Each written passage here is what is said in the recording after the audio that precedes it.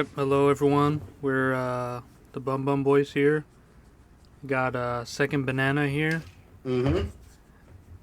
and I'm Dark Darkness, and we have Mano Arckanum. Man of Arckanum. Yeah, There you go. Dan's Ooh. got little it. tongue twister.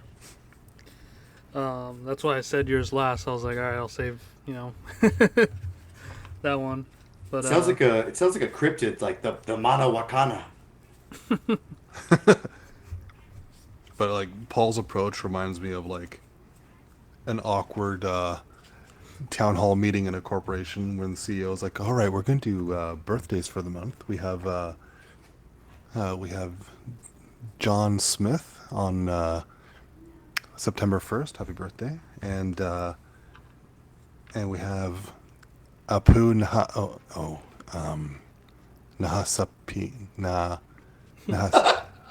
We have Apu. That was on September 10th, and uh, John over in sales. You were last month. We forgot you, so yeah, happy birthday. whose idea was this There's a diversity? there's an ice cream truck out in the front for people who uh, did sales this month. If you didn't meet your targets, there are free hot dogs in the cafeteria. You can have those instead.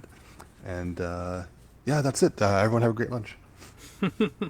Imagine working in an office with people. That's I don't what I have to do. imagine it. Is it like The Office? Are you like Jim Halpert? You know what? Office Space, I cannot stress how accurate that movie is in so many respects. Would you be the guy with the glasses? Don't they destroy a printer or something? They do. They do. Oh yeah, they have an Indian guy. There was always an Indian. In The Office, they had an Indian woman, and she was annoying. Mindy Kaling. No, she was great. And then Ryan went to jail or something. Yeah, Yes. no Indians in my office. I'm probably the closest thing. You're the Indian. Okay. That's why Do you ever everyone bring plugs do you ever their bring cur- noses. do you ever bring curry to work? Do you ever bring weird smelling lunch that pisses people off? No. No. Oh yeah, fish. I You pissed ever my bring dad fish? off when I opened cans of fish back at my desk. There it Oh is. God. No, I think the cruelest one to have in an office is popcorn because Oh yeah, it gets everyone all riled up. everyone smells it, everyone wants it. It smells like pee. It it kind of does. Oh, It does. Sometimes when you go into a public restroom, it smells like popcorn.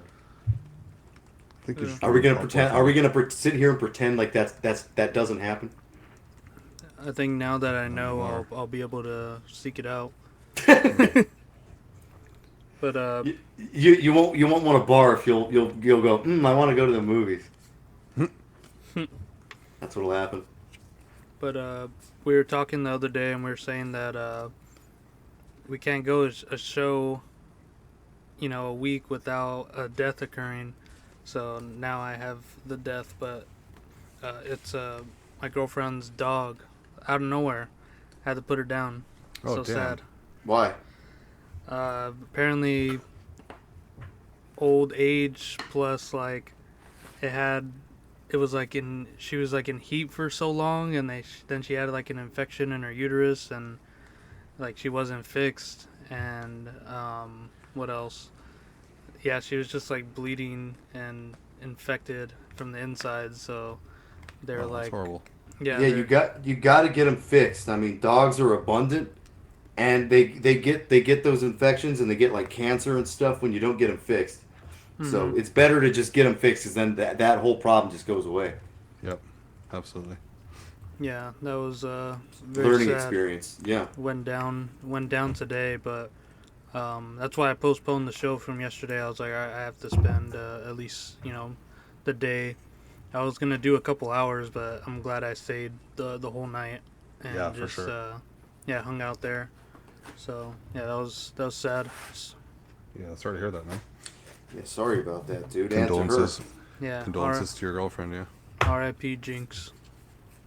that's a good name. Yeah, I can't make the joke anymore because there's two dogs, and that one we expected to go, but I have to believe it's like 2 years older and had like some surgery for like her liver or something.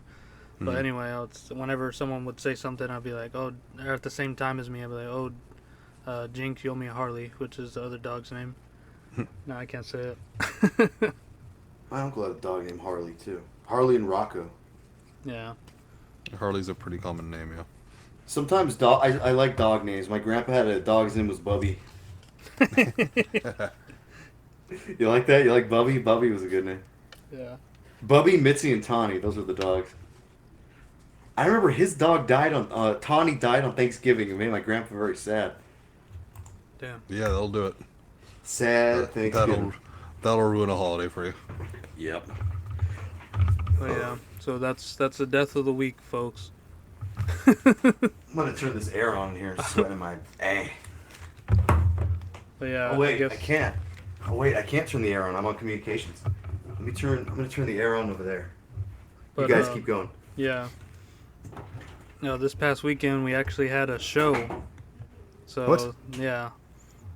It took another. I don't remember when our last one was, like March or something. You can probably hear everything now.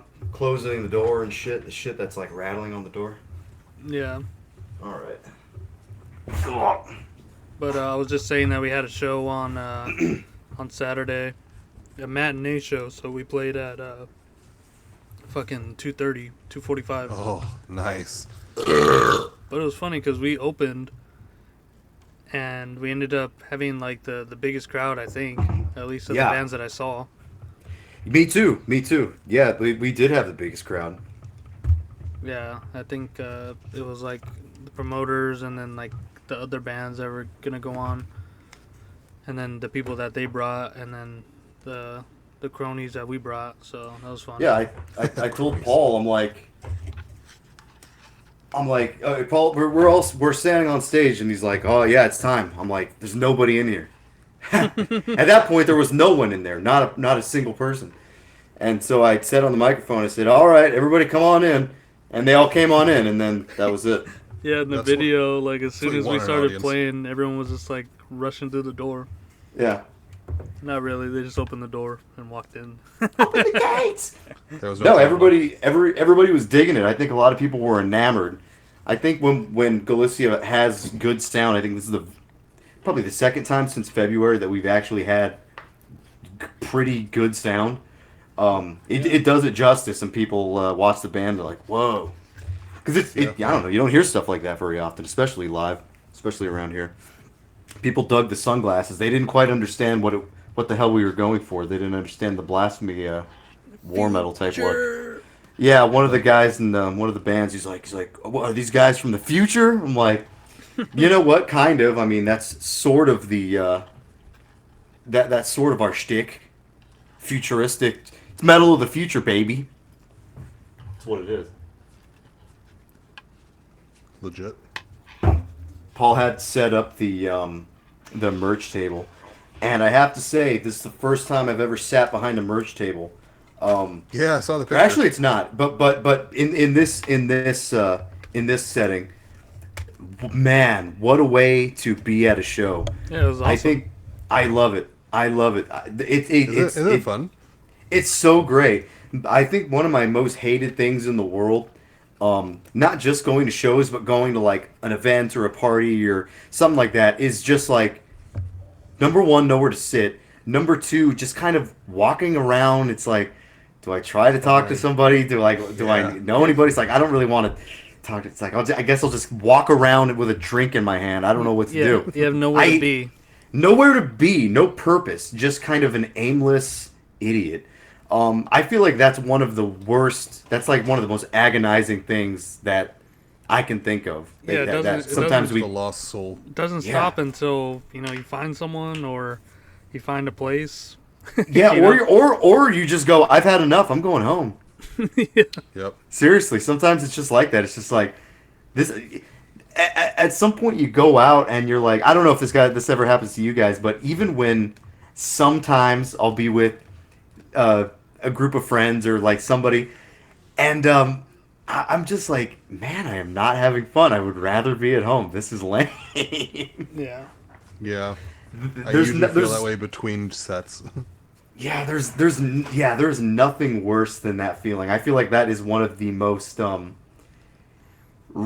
the realest and like torturous feelings that you can have. You know, there's the tortured feeling of, say, like being injured and you're at home and you're in pain or you're sick and or whatever, and like, or there's all these kinds of different torture, but I feel like the torture of just, you're supposed to be out having a good time socializing, and then it just doesn't work out and you just feel like such an asshole. Yeah, what the fuck am I even doing here? Yeah, it's like, what am I doing? It's like, this is my life. I feel like I'm like, this sucks. Like, this is terrible. But yeah, everything changes when you're behind the merch table. Even if you're not having a great time, you're still behind the merch table. And Yeah. Yeah, we got some sales. We had a bunch of our friends just hanging out, kicking it there.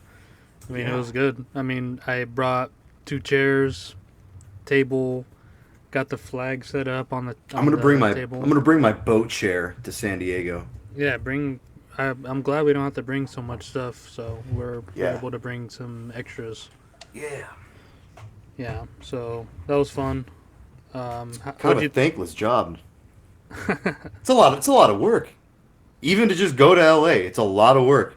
Oh yeah, you were driving up, and I was like, "Oh, pull over here so we can load up." But then you found another place to park, which I didn't know was available. But I didn't know that Anthony let me know there was a secret back entrance. yeah, and then we were just you were just stopped in the middle of the road, and then some old ass lady was like, she was like honking, and then she flipped me and Julian off, and I flipped her off, and I told her to die, and then she drove off.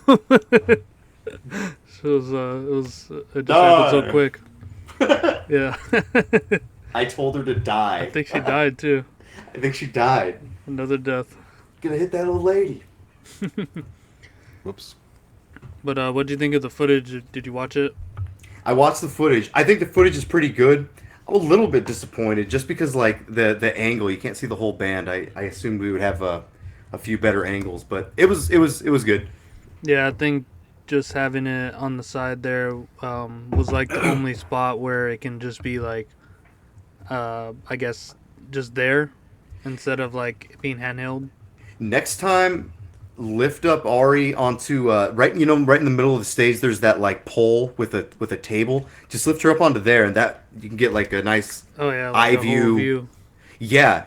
Next time, just lift her up on there. Yeah, I'll just say to conclude this, yeah, other bands play, Galicia killed, bro.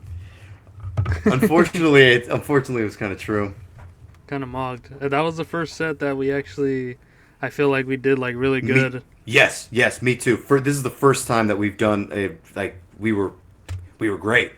Yeah, I think the big difference there was like, well, one little one was like not focusing on vocals for me, except for like the screams. But even in the venue with the sound, you couldn't even hear them on the mic. And then the other thing was just like, all right, I'm not even gonna, like when I went into it, I was like, all right, I'm not even gonna think about it.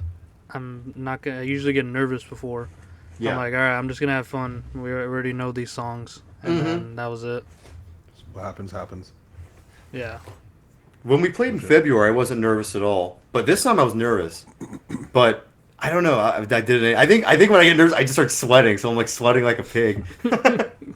I know there was like, I think in between like song 5 or something, you're like, oh, my hands are sweaty. Yeah, I said, hold on, my hands are sweaty. And then after we were done, I look at the stage and there's like sweat on the floor.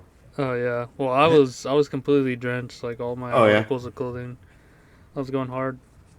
Yeah, I think another key for an enjoyable playing a show is having a change of clothes, because I had my gear, I had my cargo pants, that my was boots, genius. my shirt, and then I forgot my shoes, but I did have a pair of flip flops in my car, so I went from a stage gear into like a New Balance mesh tank top and basketball shorts and flip flops and my corduroy hat, and I went from war metal to wigger, and from war metal to wigger, and yeah, it's felt comfortable after that. It felt great. I think I even changed my undies. yeah, Changed my undies in the car. Got nude in the car. I think death metal guy was ahead of his time, where he was like had like 3 outfit changes when we played over there. You need that. I mean, you especially when you do stuff like that, when you go out like that, I feel like you can never be too prepared. Have your dude wipes. Be ready to wipe your ass. Have your clothes. Have your undies. Have new socks. Have everything. Have everything you need, and you'll be cool. Bring a bunch of water. You know, don't be wishing you had it. You know, it's like that saying. What do they say? It's like I'd rather have it than not need it than need it not have it. It's like that. I feel like you'll just if you prepare a little bit, you will your life You have a will good sort of time. get better. Yeah. It's called maximizing your experience. That's what it's called, I think. Yep.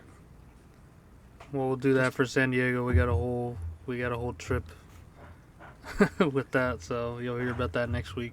Yeah. Why do I have a feeling that Robert's going to be complaining about shit? I don't know.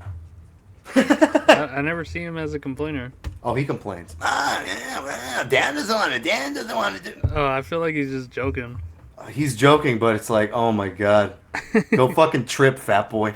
I was at the gym right before this, and there was a guy that looked like Robert times two, and he had like Double fat. yeah that, and then he had like I can't describe the type of hair. It was like kind of like a Nelson fro, but very like thinning. A fro? Yeah, but it was like thinning, Okay. and it was just like kind of falling to the side. Flopped out. Yeah, I didn't get a picture, but which I did. But Fred, you got any pickups this week? Oh fuck. Oh shit. Huh? No, Dan, okay? Yeah, I'm okay. he just got whiplash from that subject change.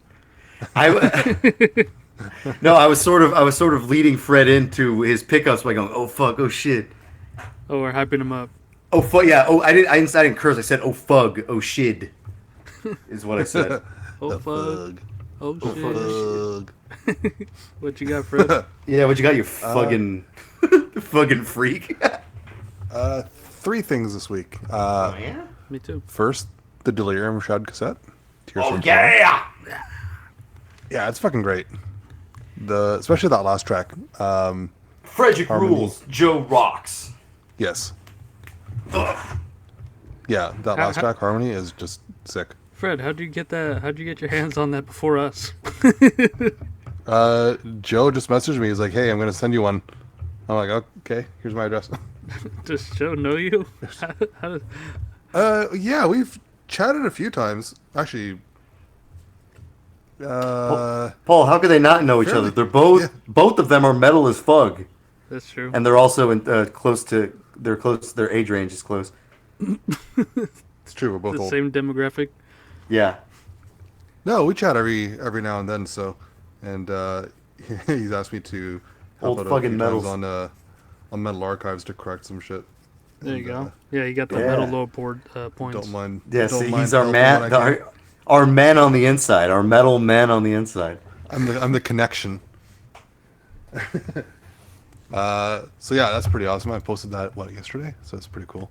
Post it again. Earlier in the week, I don't know how to pronounce this one. It's a Canadian band, Ifernak. Yeah, yeah, that goofy Canadian dude with a billion projects.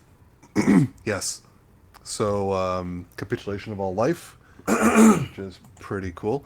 And the guys from Summoning, and I'm going to butcher this, but Die Verbanten Kinder Evas, the self-titled, that has the only one that has both of the guys from Summoning, but is pretty awesome. The band is called Die Verbanten Kinder Evas. Yeah, that's what you Yep. just said. I don't know if I'm familiar with this. This is badass. It's not black metal. Imagine It's not? Oh, No, it says imagine- darkwave. Oh, okay. So for this album, I haven't heard Neoclassical the- darkwave. Interesting. I haven't heard the later ones, but for this album, anyways, imagine Summoning with no guitars and no harsh vocals. Are there any vocals? Yes. Huh. Is this there's- kind of like that Lavra from Finland? I don't know. That was called a sneeze. Never heard that sneeze before. I always sneeze like that. I always sneeze real loud. I gotta hear this stuff. That seems interesting. Dark wave, medieval, dark ambient. Huh. Yeah, it's pretty cool. Let me see if my YouTube is still banned. Hmm. Yeah, it is. Due to community guideline strike. Damn Polish bands. I didn't realize what that name meant. What it translated to. I can't even say it on this YouTube channel. Maybe the robot can. That's hilarious. But my pickups, I went to Lock and Shock because I had like Disposable income. an hour to kill, and I was on my way back from there. Yeah, that too. So I ended up getting the Nerlick album, Defabricated Process. That was a Such a classic good one. album. People don't talk about that anymore. Yeah, that It's one. such a good album. I was happy to find that there. Yeah, we used to love that shiz. And then Futurity, Putrid Chaotic, Invasion 666. It's a compilation of the Polish texted brutal me. death metal band. Yeah, I'd sent them to the group a little while back. I didn't know if you were already familiar with them. Yeah, they're really good. And then something I just kind of got because I saw the album art and I saw it was also off of Razorback. What's that? Kuta Bar. And that album's called Finger Food Fetish for the Morbidly Abnormal. Oh, And it's yeah, I kind- kind of checked that out. It seemed kind of interesting. yeah, it's kind of like groovy death grind, kind of shit like that. But it's Pretty like it's kind of original sounding, no? Yeah, it's from Australia too, so I Cool. was kind of interested. And yeah, apparently one of the people in the band. Oh, I just noticed something on the, the like clear strip that is like the hinge of the CD. Yeah. Yeah. Right here it says on the inside, like it says "Kutabar, you fucking asshole." Nice. Yeah, I've never seen anyone utilize that at least. But Nice. yeah, that was my pickups. Just checking it out. Speaking of gore grind, I was going to ask you for a favor, Paul. When you have time, can you upload the full split between Obsceno and Throb of Awful, and I'll just delete the one that we have because that it's not even available on YouTube the full thing anymore, and I just kind of like to have it. Okay, what's it called? The Obsceno side. Oh, both sides. Oh, okay. Well, whatever. You can upload the Obsceno side because we already have Throb of Awful side. Okay. Yeah. And Fred, where's that Bathory interview? I haven't tried yet, or since last time. I had to get a new cable for the Try harder, for the Fred. tape thing. Try, bro. Try, brother. That'll put us on the friggin' map. I know. Yeah, That'll put us on the metal map. we'll get over 600 subscribers. We're almost there, I think. I think we are, dude. We're just about there, I We're think. like at 96, 596. We're at 596. I remember when we just hit 500 not that long ago. It's kind of crazy. Yeah, going up. But We'll get that Bathory interview uploaded. If that is Yeah. not the most viewed video we get, I don't know what'll do it. well, Seriously, probably this one. we need. I just look forward to this kind of stuff. I want it. You know, I when want it too because I when you actually want haven't something, heard you it. got to fight for it. Oh, I you gotta know, I fight. haven't heard it in years. You know, So I'd what's- like to hear it again. what was funny? I opened up Instagram yesterday and I was gonna, I saw a message from Dan. It said, "When that video coming up?" And then I was gonna open it up and reply, and then it disappeared. I assumed you were busy yesterday, so I just unsent the message. I'm like, I don't want to bother him. Oh, okay. Yeah, I was like, My exact message said, "Where's the footages?" is what I said. Where's Or so I said like, "Where the footage is?" That's what I said. yeah. What is the footages? Yeah, I just assumed you were busy. I'm like, I don't want to bother him. Dan, I'm like, Paul's gonna get mad at me. Whatever. Dan's fighting for what he wants. Yeah, sometimes you have to. Fighting for what you want. Yeah, and then I was like going on Dropbox and like everything finally uploaded by like 2 in the morning. I was up. I was up. I was up on my phone, so I saw it and then I watched the whole thing. Yeah. Yeah, it's one of those things where it's like, oh, I want to wake up and I have it. It's like, nah, I was awake at the wee hours of the night. I was, Yeah. God, I've been sleeping terribly. Took me a lately. couple days too to get it up. Damn. So. Well, because Cray, everything cray. I tried was like not sending. But Dropbox, I just paid for I just got like the 30-day Yeah, trial. I had to do the same thing because you can't open it without it. Yeah. Yeah, whatever. Well, things are new here with the Bun Bun Boys. We're gonna go right into the, album Can I mention discussions. one more thing before we go into it? Will Paul allow it? Yeah, I wanted to mention this this YouTube channel I've been watching since, I don't know, past like weekend. Channel called Explore With Us. It is body cam footage from cops, and it's like interviews with homicide suspects and like rapists and stuff. And man, it's pretty entertaining. Some of these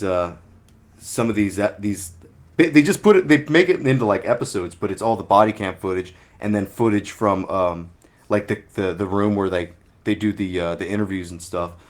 There were some crazy ones. There was one, I think the first one that I saw was this black guy. He, like, the cops talking to him, and he just seemed like nervous and like out of his fucking mind, and he's wearing this like tight black, what do you call those tight, like red, like those tight ass hood things? It's called like I don't know what it's called, the fucking cheeky or some shit like that. Like something like Buzz Lightyear would wear. He's wearing one of those Oh things. yeah. Yeah, and they're, I forget, the neighbor called because they heard something in his house, and the cops are looking around. They don't see anything, and then they hear some lady like talking, and they're looking around, and they're looking under the house, and the cops he's like, are you in the box? And she goes, yeah, and he opens this like black plastic box, and there's like some 60-year-old lady naked in there. She's like, I'm paralyzed. Guy fucking beat her up and like smashed a TV over her head, fucked up her spine, and he like stuffed her in a box. She's like been there for days. And because he thought that he in his head, he's saying he's a fucking informant for the police, and that this drug addict woman that he would sell meth to knew about it, and she was gonna rat him out even though she had like no idea, and he wasn't even an informant. He's just some fucking wacko. And then he confessed the whole thing once he got caught, like no problem. He confessed everything. It's kind of crazy. I'm noticing that like a lot of these people just confess.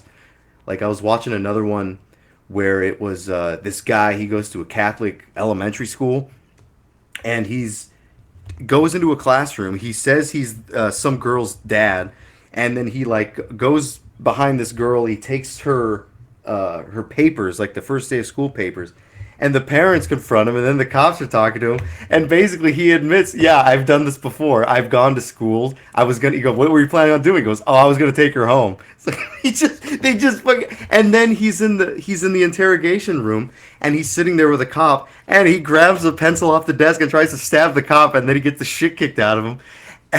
And then he's sitting there with the handcuffs, and then he tries to run out again. Some crazy one.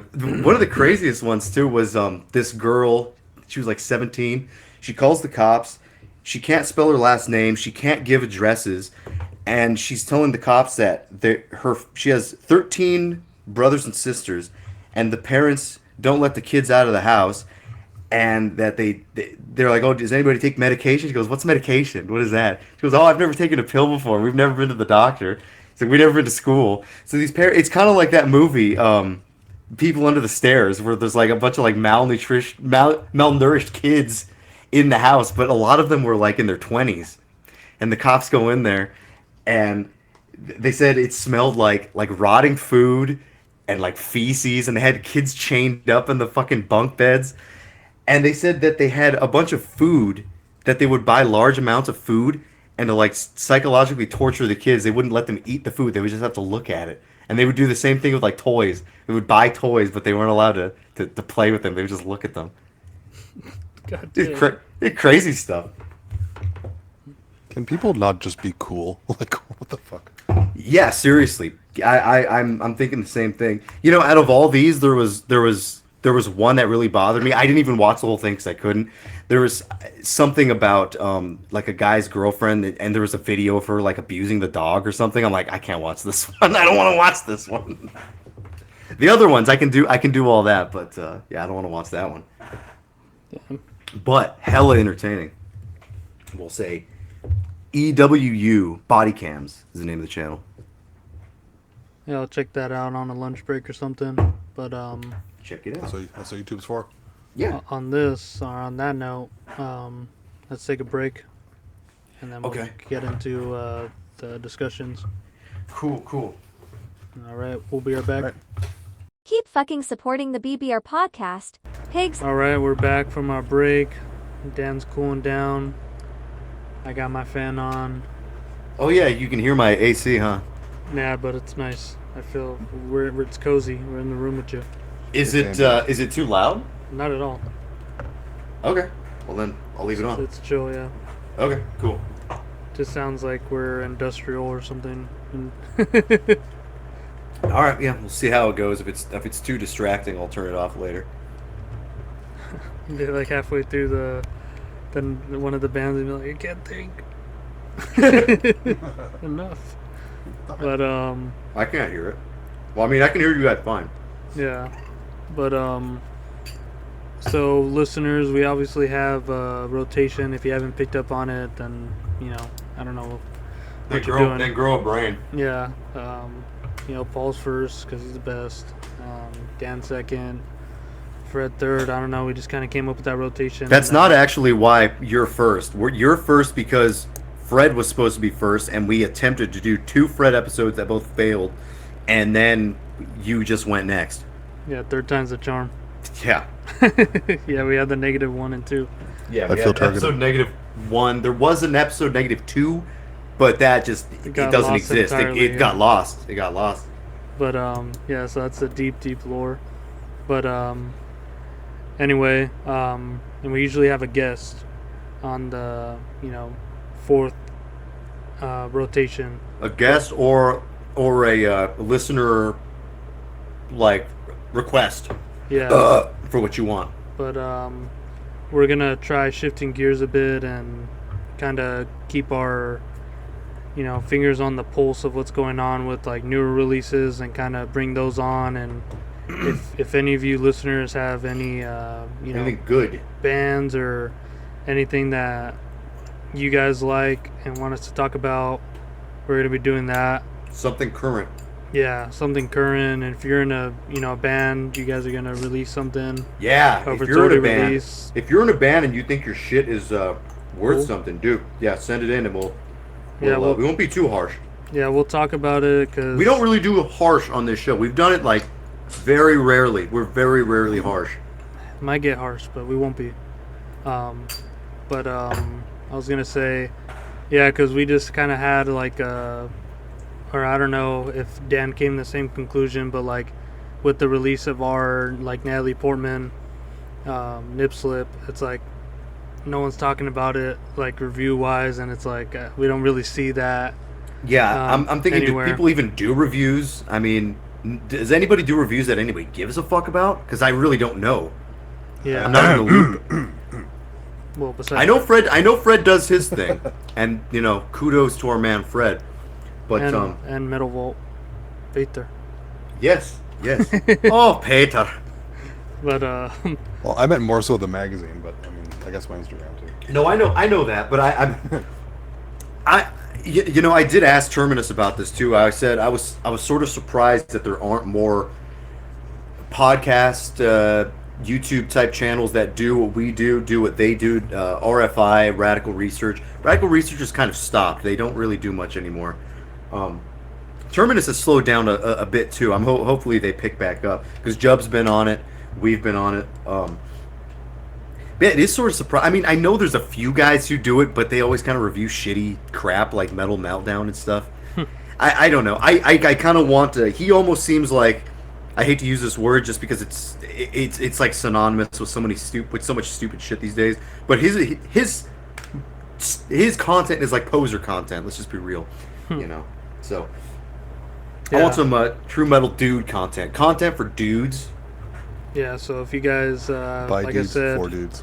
Five dudes, four dudes. have a band, your friends in a band, and they're releasing something, and you think it's good, give it to us, and we'll check it out.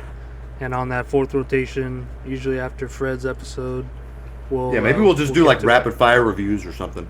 Yeah, because Not, I don't. I still don't know that I want to call them reviews. I don't know that I'm qualified enough to be referred to as a reviewer. no, we'll just talk about it. I can talk about it. I can say what I can say because I don't do that much homework. I don't think we've talked about this before. We don't do as much. Paul's probably the one who does the most homework. Yeah, So. I actually have a page written down this time. Look at Holy me. shit! I have nothing written down. But yeah, just so by the time this comes out, let us know in the emails, Instagram. If you're wondering comments. why we're so out there, Fred's going on break next week, I think, for 2 weeks. for Yep. 2 weeks. Yeah. So I was gonna say, did we mention to the listeners that we're sort of shortening the episodes? Gonna give that a try. no, but now we are. So Yeah. we're shortening up the Joe Rogan S parts in the beginning. Yeah, I think we might have, for now. I think we might have exhausted some of our talking points. Maybe some of that will return in the future. But for now, I'd like to keep it shorter, just because I'm like, shut up, us. Yeah. And Get I Fred got to bed. I got drunk the other night at practice, and I said as much to Paul. I was really ragging on Us. not us individually, but us collectively. Yeah. And not even in a, because we've talked about this before. We've said we want to shorten it, but we never did. Like, we never stuck to it. So Yeah. So that's what's going on. that's what's going on. We're not tired of the show. We just kind of want to get a little bit more into the We're- meat and potatoes. We're evolving. We're developing. We kind of want more. That's why your notice. This is a 3-part episode. This is stuff like that. I'm down. I'm down for more of that, because metal is cool, and we talk about it because what else are you gonna talk about? Yep. And speaking of There's which, nothing else. we got 3 releases here, and I'll get into them individually after, but I'll do kind of overview of why I chose the 3. So it's gonna be I hear people pronounce it Arckanum. I always said Arckanum. Arckanum's kind of stupid. And then there's Nuit Noire and Sovereign. And I chose all these bands because, firstly, they're all solo projects. And what I initially picked these releases was because at the time I thought that they were all drumming themselves instead of having like a drum machine or something. But with Sovereign, they had a session drummer, so But anyway, I still wanted to talk about them. Come on, Paul. And then later You had on- one job. Yeah, later on it says Paul had one job. all instruments, but it's like a drum machine, so it doesn't qualify there either. Wait, who doesn't qualify? I'm sorry, I had to run and get a toothpick thing. I had chicken Oh. stuck in my teeth. Sovereign, where they have a session drummer on the album that we're doing, The Influence of Mars, and then after with like Wolfman and stuff, it's a drum machine. Yeah, But Dogman. Yeah, Dogman's like the later one. But yeah, so I chose it initially for that, but then, coming to listen to this stuff, it's like, all right, with these individual isolated one-man bands, all these 3 releases have the commonality of being like so far removed from like the regional scenes that they're in. So like in France, what do you have? Like LLN, Signor Volon. yeah, Senior Volon, bands type like that, and then in 2004 you get Nuit Noire, and the only other band that sounds like that's like Circle of Ouroboros or something. But Well, they Nuit Noire, that goes back to the 90s, doesn't it? well, in their first Demos demos, do. they didn't sound like how they do in that album, and that's when he had his brother on the drums. and it was a much more put together there versus how very just manic it becomes when it's just a solo project. But yeah, so all these bands, one person, and are very estranged from the regional sounds. You got Arckanum, that's Swedish, and there's bands like Dawn and Soren and stuff like that kind of sound a bit different and more melodic than Arckanum is, and they kind of spawn their own little niche genre with like Wokenaz and Panphage and stuff that is kind of going this anti-cosmic black metal route. Where Not it really a has, like, sound, more of a yeah, lyrical theme. yeah, it just has more of a like sort of spiritual Chaos Gnosticism. yeah, spiritual I guess essence to it. And then there's Sovereign, which is from Brazil, and I can't think of any bands off the top of my head that sound anything like that in Brazil. Maybe Fred knows, Probably Evil. but just being like schizo melodic drum. Evil's not schizo-melodic. Evil is more just like, it's a Brazilian band, but you would imagine they were from like Germany or something. Yeah, Yeah. yeah, cause And I think that has members of Raven Dark's Monocle too. Mm, When it came to Sovereign, for whatever reason, listening to it this time and trying to hear what it sounds like to me, I kept coming back to like the Concilium bands like Crystal Nacht and Yeah, totally. yeah, exactly. What you would imagine someone in the French scene like Nuit Noire would be sounding like, but they don't. And other examples, you got Total Vernitung. No one sounds like that. Eisenwinter, I guess you could say they kind of coupled together.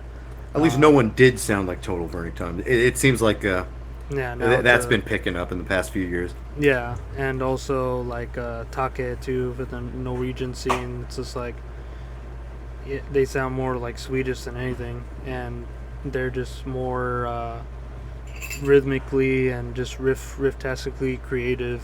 And the drums are like no slouch either. They're doing very like technical shit.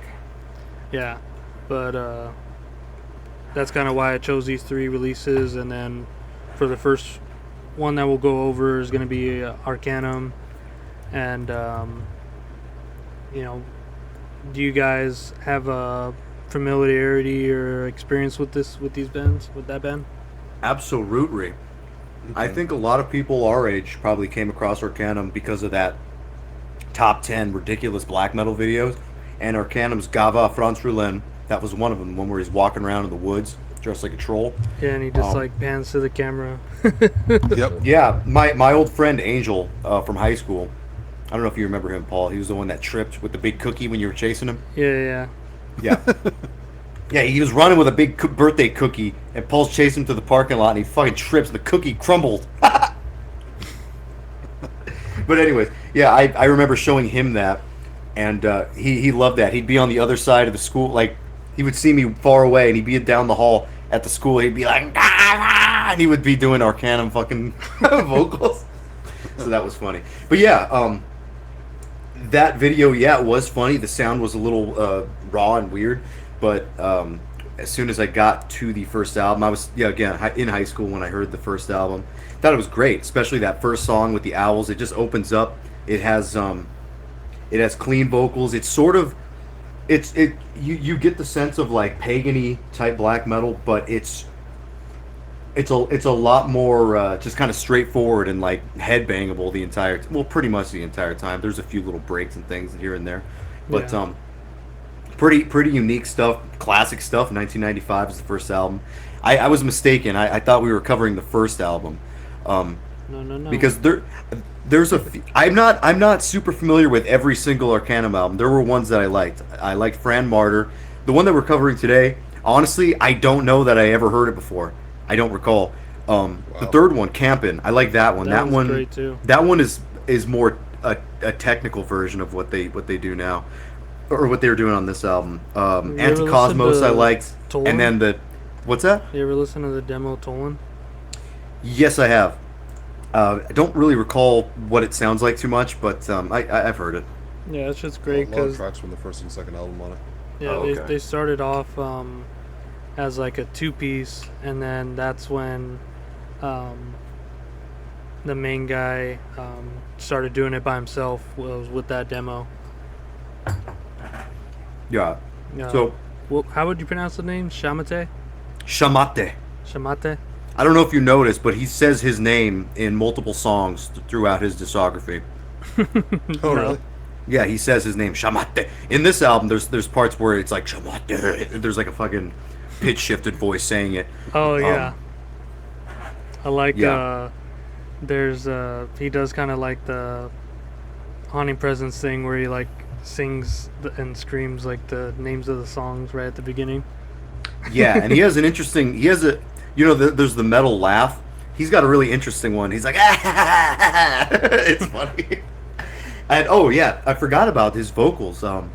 We talk about the music being pretty original and pretty classic. I mean, it's almost straightforward, but there are things that are sort of transcendent when it comes to this band. Very very atmospheric stuff, even though it's not. It's not supposed to be that. It's kind of supposed to be an in your face, like uber evil kind of thing, like chaos Gnosticism. I remember looking that up a long time ago, and I think the tenet of like what that belief system is like the goal is to kill God and kill Satan to return the universe to like a primordial blackness or something. So that's what he's sort of creating here. The Arckanum. Yeah, and the vocals here, I've always loved this guy as a vocalist. It's so different and so it's totally primal, and it's totally just like not trying to imitate what a black metal vocalist is, and just kind of he has his own voice. It's cool. Yeah. Fred? Yeah, I go way back with these guys. And actually, This guy. the one we're covering, yeah, I refer to all bands as plurals, or projects even. Costiger actually was the first that I heard from these guys, and it was kind of a random pickup at a record store when I was fairly new to black metal. I went to a record store or CD store rather, secondhand, and there was a tab for Necropolis, and I remember in there was the Canadian Necropolis that released the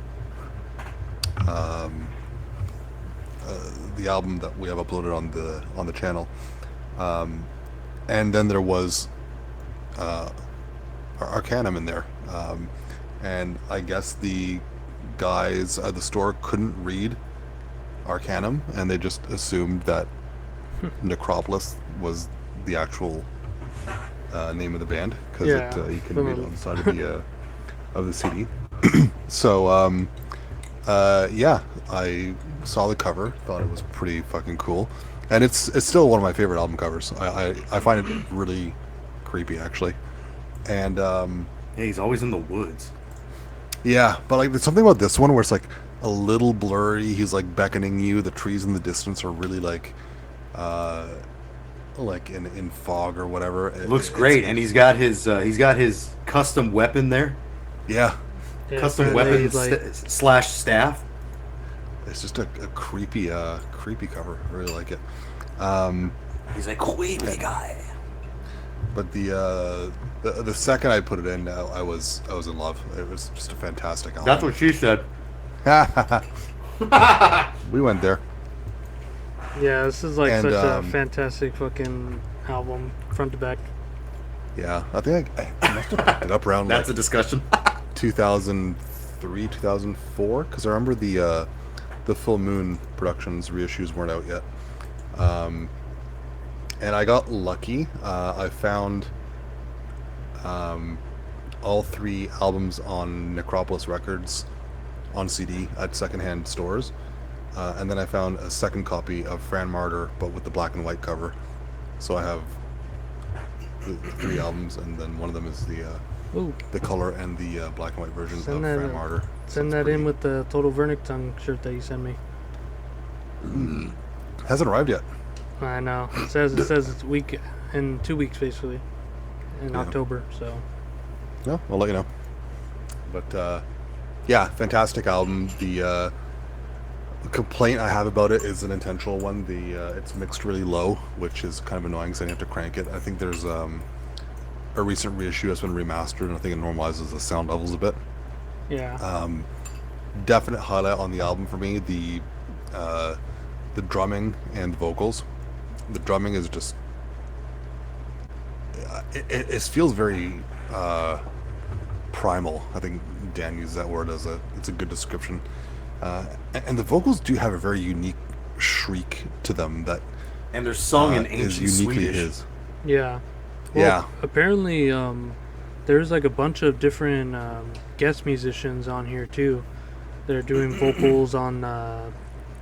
There's one, the lady vocalist that does first, fourth, and sixth track, and then you got people doing different verses on the 8th track, and then there's also a violin in there. Yeah. On Gamal Luvermark or whatever. Yeah, the It's an instrumental. attempt at a black metal masterpiece. I Is think they did it. is the woman that did the vocals? Is that the one that wound up being his wife? I don't know. It doesn't say anything. Doesn't say nothing. If she's Lena, Stepmother Lena. That's her her name on a Fran Martyr. That's what Because I she's think credited he as. married.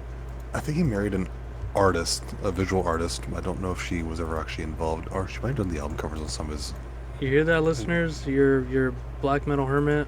You can do it too. Yeah, You can get married. you can all do it. it's like the guy from CKY. He married the chick from Sleepaway Camp. He's like, Yeah, he's just like, do it. He's like manifested it. He just manifested it. If you want a chick, just do it. Just don't be a simp though. Just be like cool dude. We'll do it. Just Still do be it. like fag. Be like cool dude. Do it. Do it. But yeah, to speak on the drumming, he apparently started drumming at a very very young age because his parents were both drummers. So he just had like sticks in his hand when he was like a toddler, and I believe when he was like 13, he was fucking drumming in Grotesque, and he was also in Soren too, playing drums. Mhm. And he said around this album is when he felt like he was like actually good at them. And he said that his guitar playing still sucks to this day. But His- so- I forgot he was in Grotesque. yeah, so he's the drummer first, and those are bands I particularly try to look out for because there's always something, structurally that's interesting, rather than kind of going riff to riff. But even though this is coming off as like a straightforward album, I think just the way that it flows, in like tempo wise, is just like such a masterclass. It's like you could see other bands kind of taking lessons from this, because this is a pretty well-known release, being off of Necropolis anyways, Yeah, I used to see this around all the time. I think I mistaked it for Anti-Cosmos. I always thought this was the actual cover for Anti-Cosmos, but yeah, I guess I was wrong about that. That's kind of interesting that he says he sucks at guitar, because I was thinking not something similar, but I was thinking like his guitar playing isn't really for the most part, the riffs are pretty straightforward. They're just all the note choices are really really interesting. Yeah. And like he's good at just making a cool, full atmospheric song. But there's well, you know what? He's not too bad at guitar. He actually does a lot of those kind of he does a lot of those like Burzum type breaks. Leads and stuff. Yeah, where it's just that for a long time, and I really appreciate stuff like that. No, So, yeah, no, I mean, that's a huge influence, because again, that's another solo band that plays drums too. mhm. So it's like he was saying that he just had like the urge to play in a black metal band, and he had no other choice than to just like play by himself because like no one else was like able to, I guess, kind of keep up with him. And he like will never look for musicians to join because Arckanum just kind of became his own thing. And he said that he learned like old ancient Swedish from reading old biblical texts and law books from the 13 to 1500s. And he said his vocal inspiration was to be an Angel Ripper ripoff from Sodom. I suppose I can see that. And he said musical influences, it's like Sodom, Motorhead, Dark Throne, Over, Burzum, Mayhem, Kraft, and like 80s metal. So that would be like, where do I have it? It's like Kiss and Wasp. So he was like Iron Maiden too. He's like listening to those bands. And then, yeah, like Fred said, the production, he kind of made it mix a lot lower just so you can kind of get like jump scared, I guess. I think the story was that there's a crash of thunder at the end of one of the songs. I think it's either the first song or the last song. I forget where it was. Yeah. But that is like more or less at regular volume, and it's supposed to like you turn the volume all the way up to hear the music properly, and then at the end you have this gigantic crash of thunder, and it's supposed to fuck up your speakers. Yeah. I don't know. I've read that. I don't know how true it is, but that's been a story going around for quite a while. Yeah, and I think that during this time there was like a lot of play with like sort of like CD type stuff with like, you know, having hidden tracks and having like a fucking million tracks on a CD and stuff. So like this kind of thing was I guess of the times, but you know, a bit different with actually lowering the music on it. Yeah. I found it's a surprisingly long album too. Like it's almost an hour, which is fairly long. For Yeah, a it's like black metal 55 album. minutes or something, but Was it just me, or was the production like better on the second half? I didn't notice a difference. Yeah. I did. I noticed the first half was really kind of for whatever reason, the speakers that I had in my car and at work, it was kind of hard to make out some of the parts until like about the second half. I'm not exactly sure. But yeah, during the first track of this, he ended up like performing a ritual, and it was like being recorded during that. So it's like another little thing about it. But anyway, you guys want to get into some tracks here and kind of get into what Arckanum's all about? Sure do. Okay. Yes. So Fred, you gave me some tracks that you wanted to listen to, and I think we're only doing 2 for each one, and you picked the one I was gonna pick, which was 7. So I'm gonna go with 4, and we can go with 4 and 7. Okay, that works. Yeah. So I don't know how to say this. I know it's the psst sound at the beginning of here. I'm gonna try. Fan some friend Grifton Gangar. How's that? That was good. San Fran Griftan Gangar. Yeah, and I translated some of the San lyrics. Francisco, I don't know. And I translated some of the lyrics, and they're kind of, as you expect, just man in the woods, appreciating it. That tracks, yeah. We'll be right back.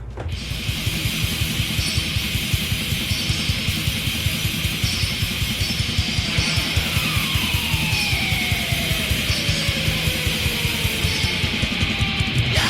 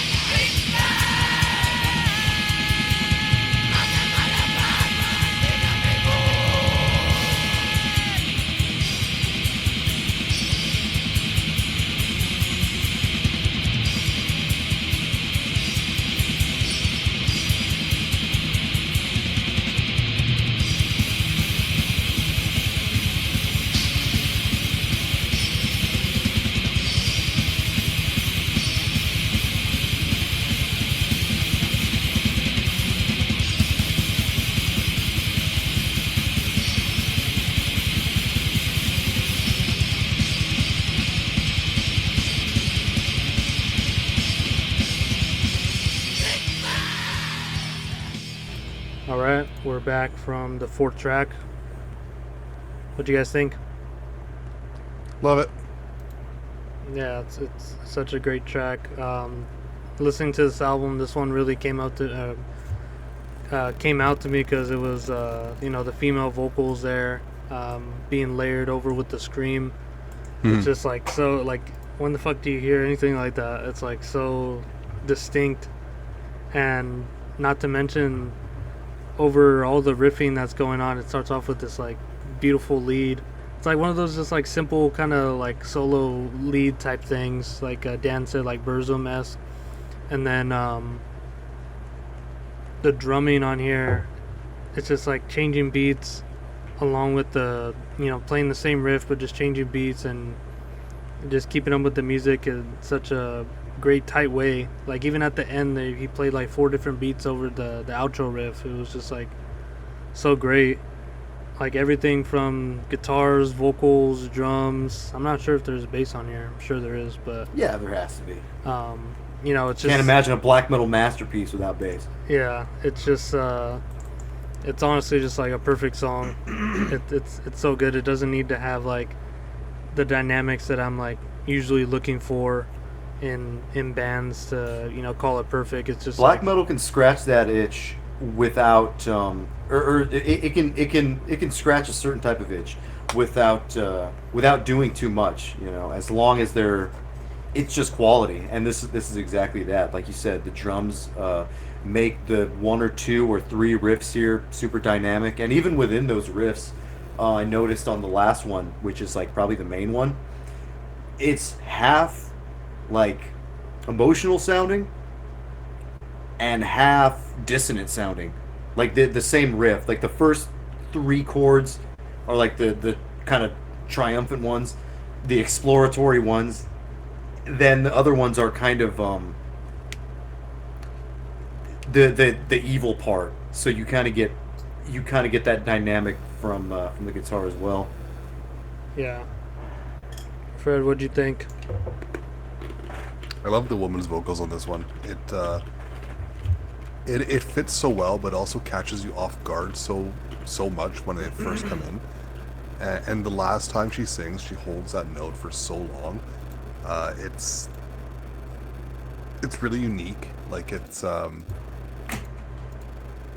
think like you said when we were listening to it, it's a woman singing, sure, but she's not beautifying the song, right? Like she's doing what he's doing without. She's making this like a rocking black metal band. Both of them are kind of just yelping. He doesn't even sing really. He kind of just yelps, and like the shamate shaman that he is, he sort of he just like yells these incantation sounding things at you, and that's what the lady vocals are doing too. Yeah. Because there's no beauty in it. It's there is, but you know what I mean. It's not trying to be overly emotional with anything.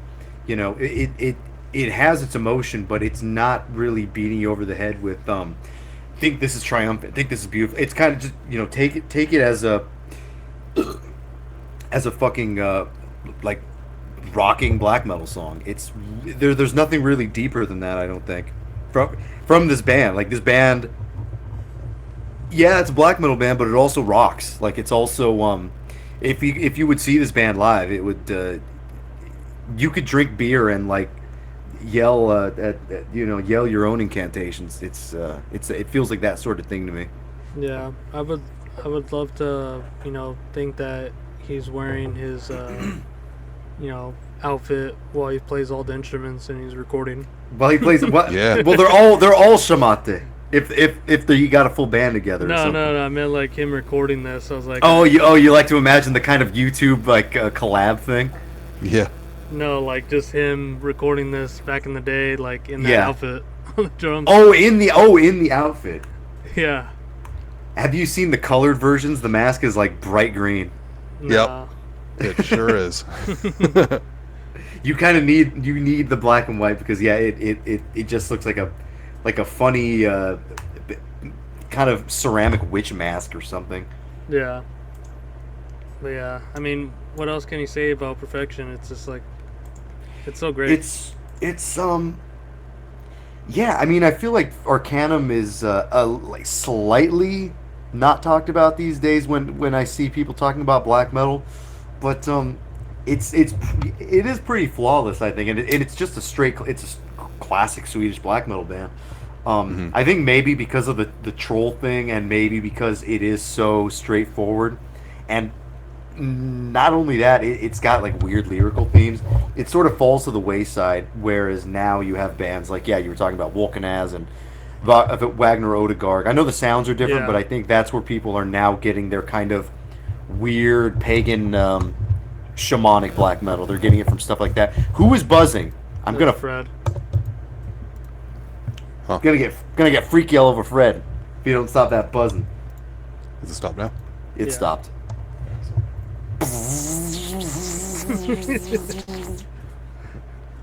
Sounds like the opening to Nuit. That was me. That's not buzzing. But let's get into the next track. Yeah. Yeah, let's do it. This is Don't Fred's- ask, just tell us. I'm second banana here, pal. This is Fred's track right here. You can go ahead and say it. Say it, dude. Oh Lord. Other Trulhoida? Good. Gleiben. Hey, honey, baby. We'll be right back.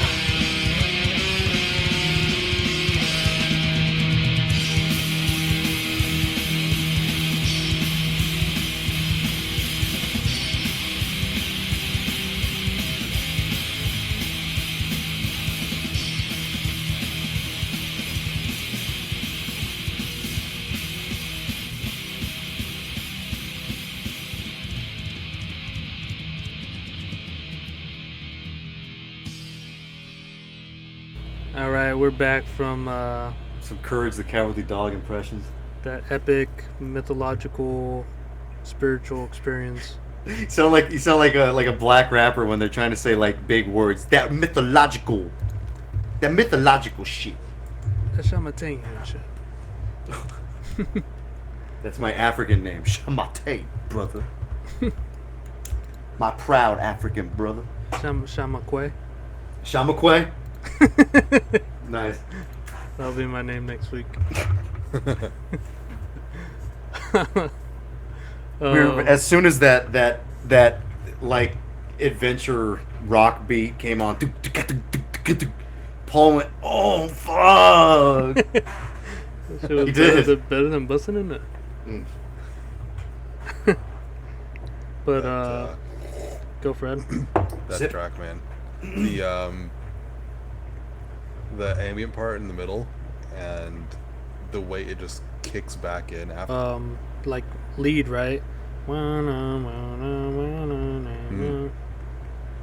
Yeah, I think it Like- comes back like three times. I think.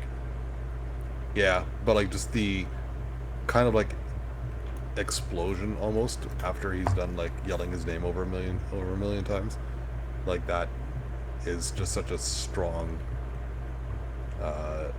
moment on the album for me. And I love like at the end the false ending, like it sounds like the song's over, but then he goes into that awesome lead instead. It seems like it's over, but he goes into the ultimate ending. Yeah, Yeah, We're like really. the ultimate.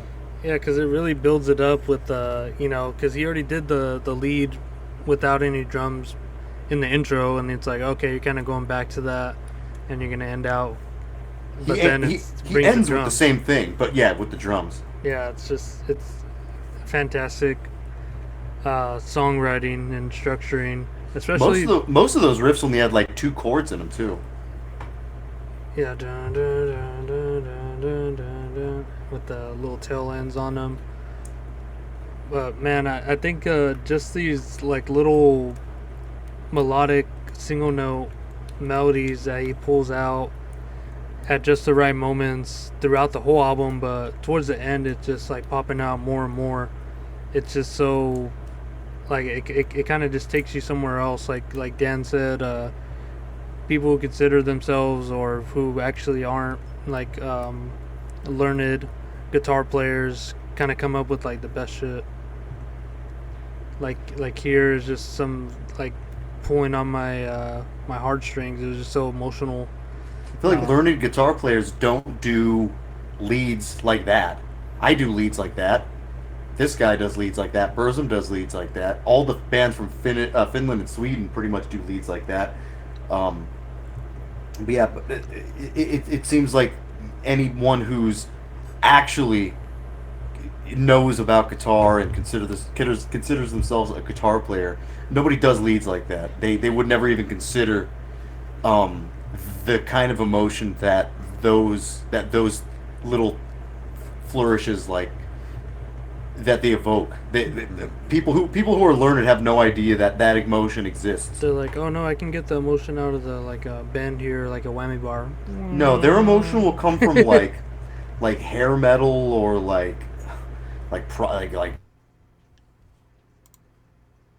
fucking what would you even call, what's that band called, the progressive one that's not great, Dream Theater. You get Dream Theater and you'd be like, that's, or even something like Dragon Force, who's better, but it does not evoke the same emotion as like Pertinence doing this, or this band doing this, or Dawn doing this, or like Excrement doing this. A lot of the classic black and death metal bands from Europe kind of like to evoke this.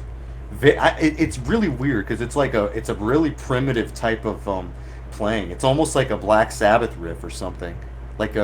It's like a weird Black Sabbath riff, but they're kind of just they're making that into its own section and not just lead. It's like, Yeah, I used to think of those like beyond parts. that. I used to think of those parts as like just solos. Yeah, they're not really solos. They're not, and I don't even want to call them leads. They're like integral parts of the riff and the song. Yeah, and, they're just extended melodic passages. Yeah. I was gonna say, I was thinking of this when we were listening to the song. I feel like this band actually might be in a very niche style. This is not proven. This is not anything. This is just one of these things. This is like the super death metal theory. This is like some of these other theories we've come up with, the negative plane theory, things like that. I think Arckanum falls somewhere in this, like, yes, it's pagan black metal, yes, it's atmospheric black metal, arguably, but it's also extremely true. Like, it's like there's no doubt in your mind that this is true black metal.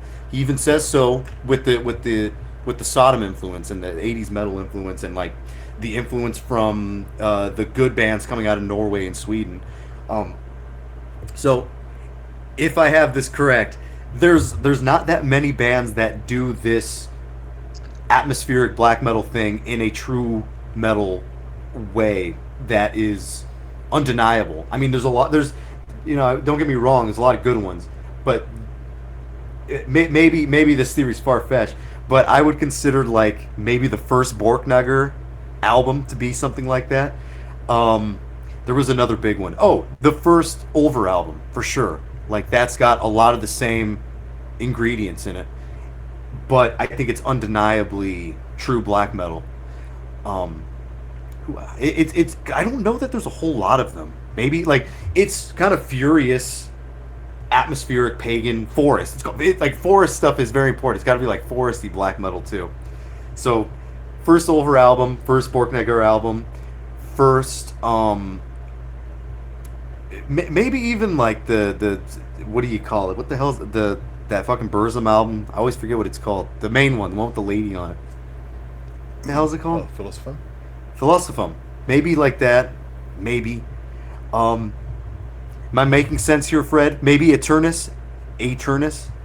Like the second album? What you're going for like that more of a foresty sound. It's a foresty sound, but it's sort of it's like ferocious and it's undeniably true black metal, rather than anything that's like separated from extreme metal in general. There's not a lot of these bands that I can. Ildjarn? No, because Ildjarn doesn't really rip in the. What's that? The Forest Poetry album. That one kind of. It's definitely foresty. Doesn't know, but I feel like it has to have the kind of Motorheadish quality that Arckanum does. Like, Ulver does, for sure. Arckanum does. Eternus does. Borknagar does. It's got to have this kind of, like, relentless, non-stop quality to it, I think. If that makes sense. Take. Yeah, I've always kind Take? of... I don't know about Take, because I feel like they, as far as I remember of Take, they kind of... They're more rhythmic. They move in different ways that are just in the more melodic sense, though. They're like too abrupt. Maybe. I mean, honestly, I'm really not familiar. The only Take album I'm familiar with is like, I don't know. I listened to them like not that long ago, but I really like the third one. I believe the 2005 one. But that one is more like GBK or something. Yeah, that one's very, very much more rhythmically diverse. But like the first two are fantastic, especially the first one. I think that one's more in the vein that you're getting at. It might, yeah. You know what? I think now that you say that, I think you're right, because I did listen to this not too long ago, and it's pretty relentless stuff. Yeah. And yeah, it's got. I think there's an alternative cover with like a forest on the back or something like that. But yeah, this is very true, and I'll have to come back to it. Very true black metal, like you said, kind of influenced by these older bands. And again, not sounding like anything particularly Swedish. Like you were just mentioning a bunch of Norwegian bands that kind of had this vibe.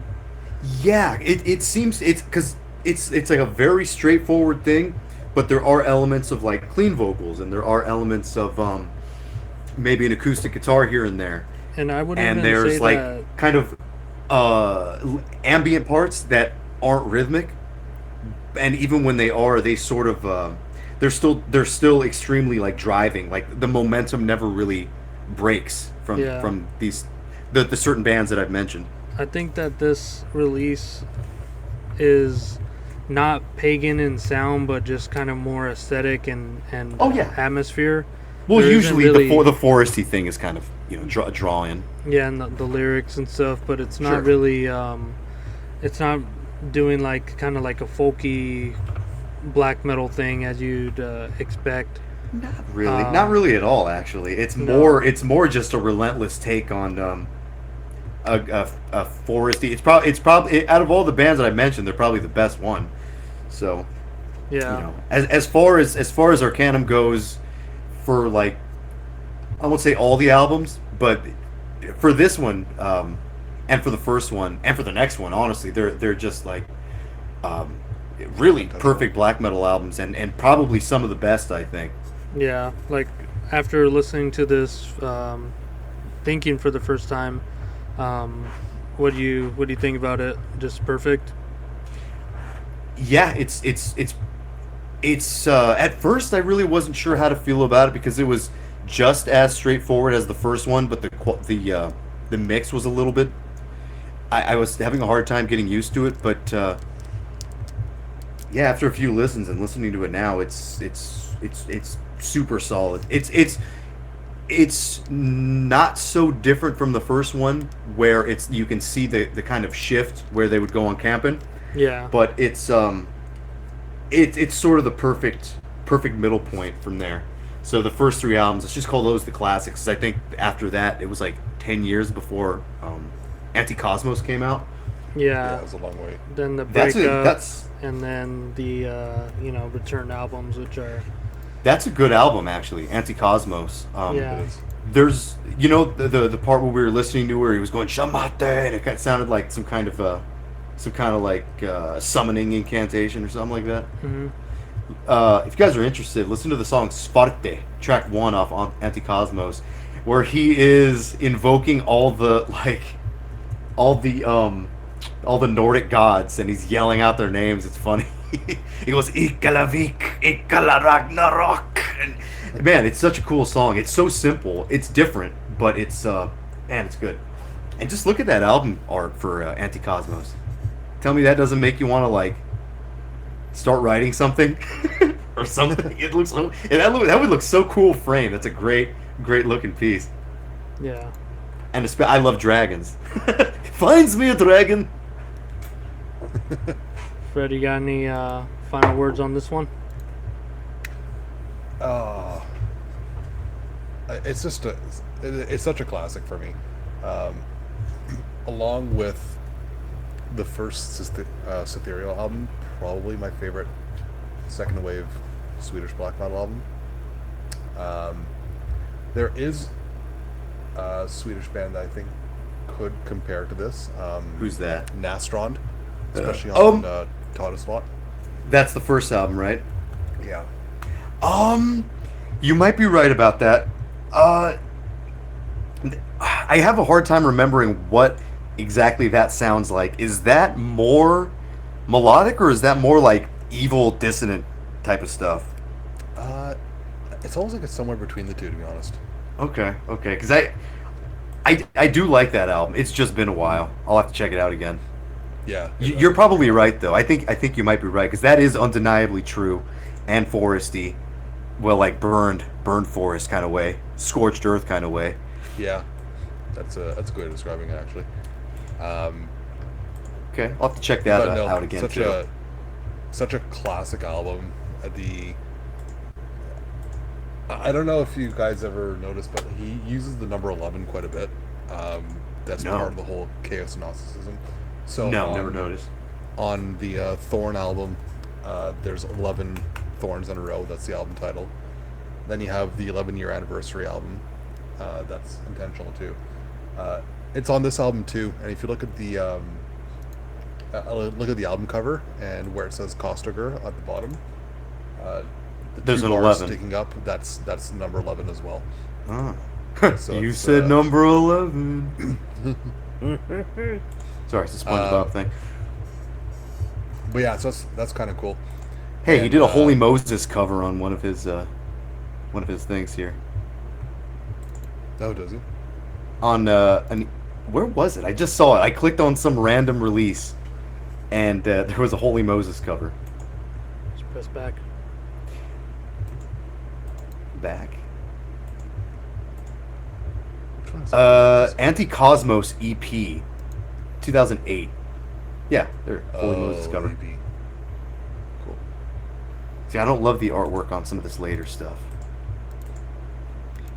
But I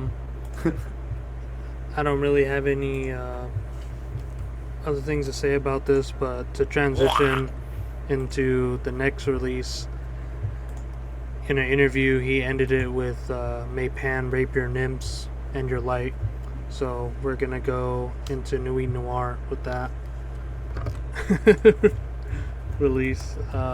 It's going to be the 2004 release here. Lunar Flagration, I believe. Deflagration? Deflagration, yeah. It's okay, I don't know what that word means. Burning down. That's what it means? Deflagration? Yep. I've And never we heard got, that before. Another solo project here. It was originally the two brothers jamming with I believe up to 2004, 2002 was like Sounds the a last little, demo. little fairy boy. Yeah. And I'll read a little choice of words here that they gave for this Drakkar reissue that I have. Said I decided. Issued on Drakkar? Yeah. That's surprising. I didn't know that. I didn't know that either. No, not the album. It's like a comp. Oh, But the still, demo. this band having anything to do with Drakkar is kind of interesting. Yeah, makes sense though. Wow, even in 2002, the demo was released by them. Yeah. I thought you meant a reissue of the album on Drakkar, and that I didn't. I'm like, what? No, I just didn't know that they had anything to do with that label. Yeah, early on. Whoa. Yeah, I think they just reissued or put this on CD because it was originally put together by Preposterous Creations for cassettes, but then they ended up doing a CD and digital release of Drakkar. But in the booklet it says, I decided to create Nuit Noire in summer 1997 as I was walking in the woods at night with my brother and some friends. After having designed the logo and gathered all the equipment, my brother and I did the first rehearsals in December that same year. We were starting up at our instruments, but that didn't prevent us from recording our first demo in March 1998 with an old stereo tape recorder deck and playing our first concert a bit later. Then we got a 4-track recorder and used it for the first time in September 1998 for the following release. And because of some disagreements, Arckanum left the band in 1999, so I recorded the next demo by himself all in the same month, and he returned to the band 3 months later. The songs of Once Upon a Night were recorded during February-March 2000, still with the 4-track machine, and mixed soon after at the Solstice Studio. It was released later in the year by Drakkar Productions. Battleskier label offered to release an album. We agreed with this, but then Drakkar advised us to do another demo tape to confirm our position in the underground black metal scene. So after reflection, we decided to cancel the Battleskier offer. So in September 2001, the 4-track was used again to record the next demos, and they were mixed soon at Solstice Studio, finally released in 2002 by Drakkar. And he said, here's a true story of Nuit Noire official demo tapes. We made them all with our hearts, and we still are very proud of them. Even if we never pretended to be a black metal band, the 3 latest ones got real success in the underground parts of the scene. And that was written in 2007, so during that time when they did sound distinctly black metal in those demos, they didn't consider themselves that. Mm-hmm. And in the mix of those demos, he ended up taking over everything due to his brother leaving to some disagreements. Then they came back, and then with this album that we're covering, that's when it kind of just became his own thing again. And this is very manic, from the vocal delivery to the performances on the guitars, the drums. And this is kind of where I wanted to get along with this episode of like Arckanum kind of doing their own thing with the drums, of being very proficient at it and creating something almost like beyond just kind of generic black metal that it kind of comes off as on first listen. It kind of goes beyond that, and then here is something that no one's holding this guy back, and he's coming out with some of the most like soulful fucking music that I've heard. It's like someone just trying to get their ideas across and they can't quite get it on any aspect of it. It's like the guitars, the vocals, the drums, everything's just so like it almost seems like there were probably a million takes and this is probably the best that it happened to be. Yeah. It wasn't like a that. first try thing. It was like, okay, I need to nail these parts. No, it doesn't sound particularly. He doesn't sound particularly good at anything. No. He's decent at songwriting, but the instruments themselves, I don't think he's proficient at anything. Yeah. And I think that this kind of hits that point we were talking about with Arckanum, with like these kind of more, I guess, soulful single note kind of Black Sabbath-y solos. Like this is kind of like all over this release, but it's just done in a way that it's kind of just reaching for it. I don't know if it necessarily attains it here, but there's Yeah, I get that. there's- There was moments where I thought the same thing. I'm like, this is almost good. yeah, it's like it's just out of their reach, but I do appreciate someone trying and being one-man band and kind of doing whatever the hell they want, and it kind of comes out with this rather than something that you would have as, well, I guess more like a traditional sounding like black metal record, because this is kind of the closest thing it comes to. In a lot of ways, like it's punk. yeah. In a lot of ways, this is like it does have a black metal spirit to it, even if it's not purely cult or like belonging in that tag. It's got the spirit. It's got that creative DIY and kind of just, yeah, like you said, going for it sort of spirit. Yeah, and the lyrics are very kind of Childish? ridiculous.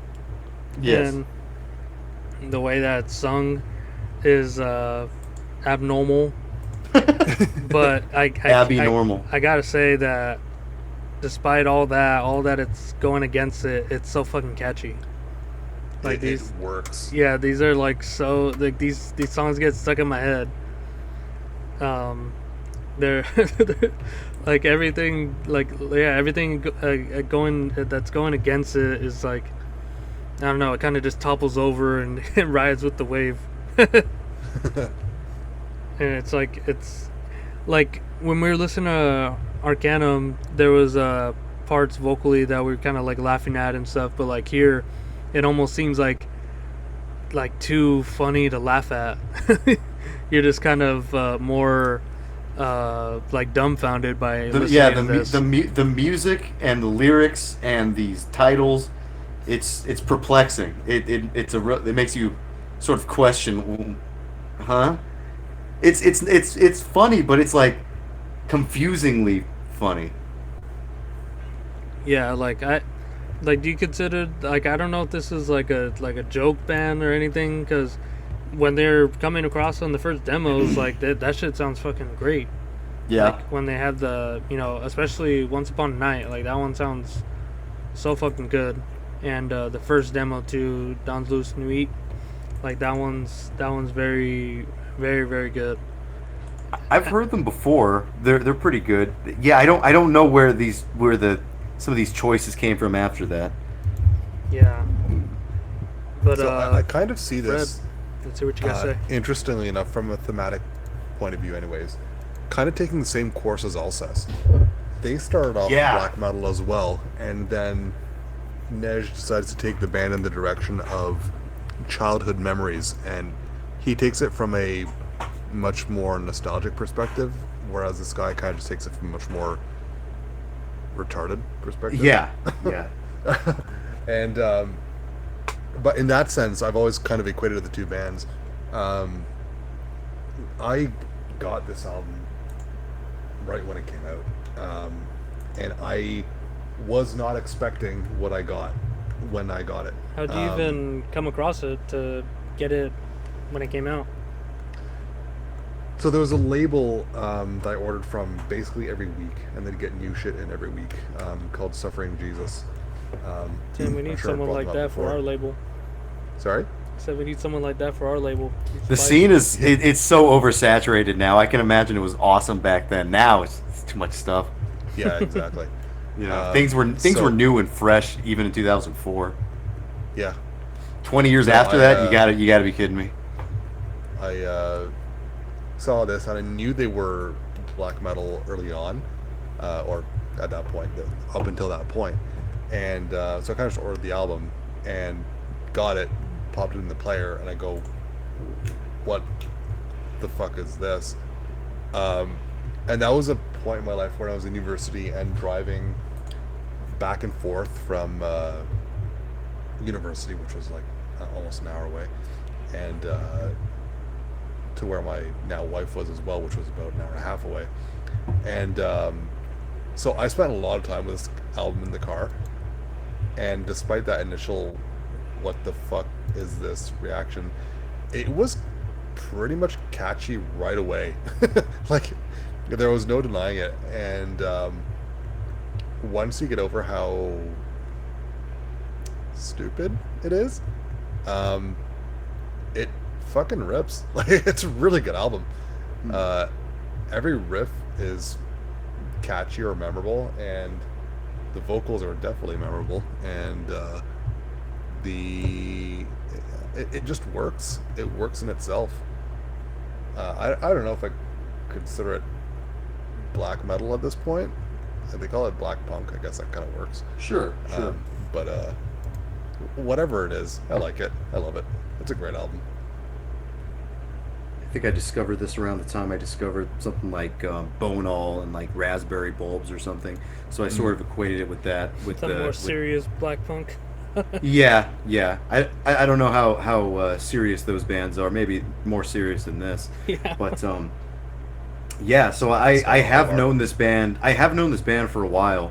I honestly couldn't tell you. I had something from them on my iPod. I don't remember what it was. It might have been the second album, but I'm not 100%. Might have been the Gigantic Hideout. Not 100% what I listened to.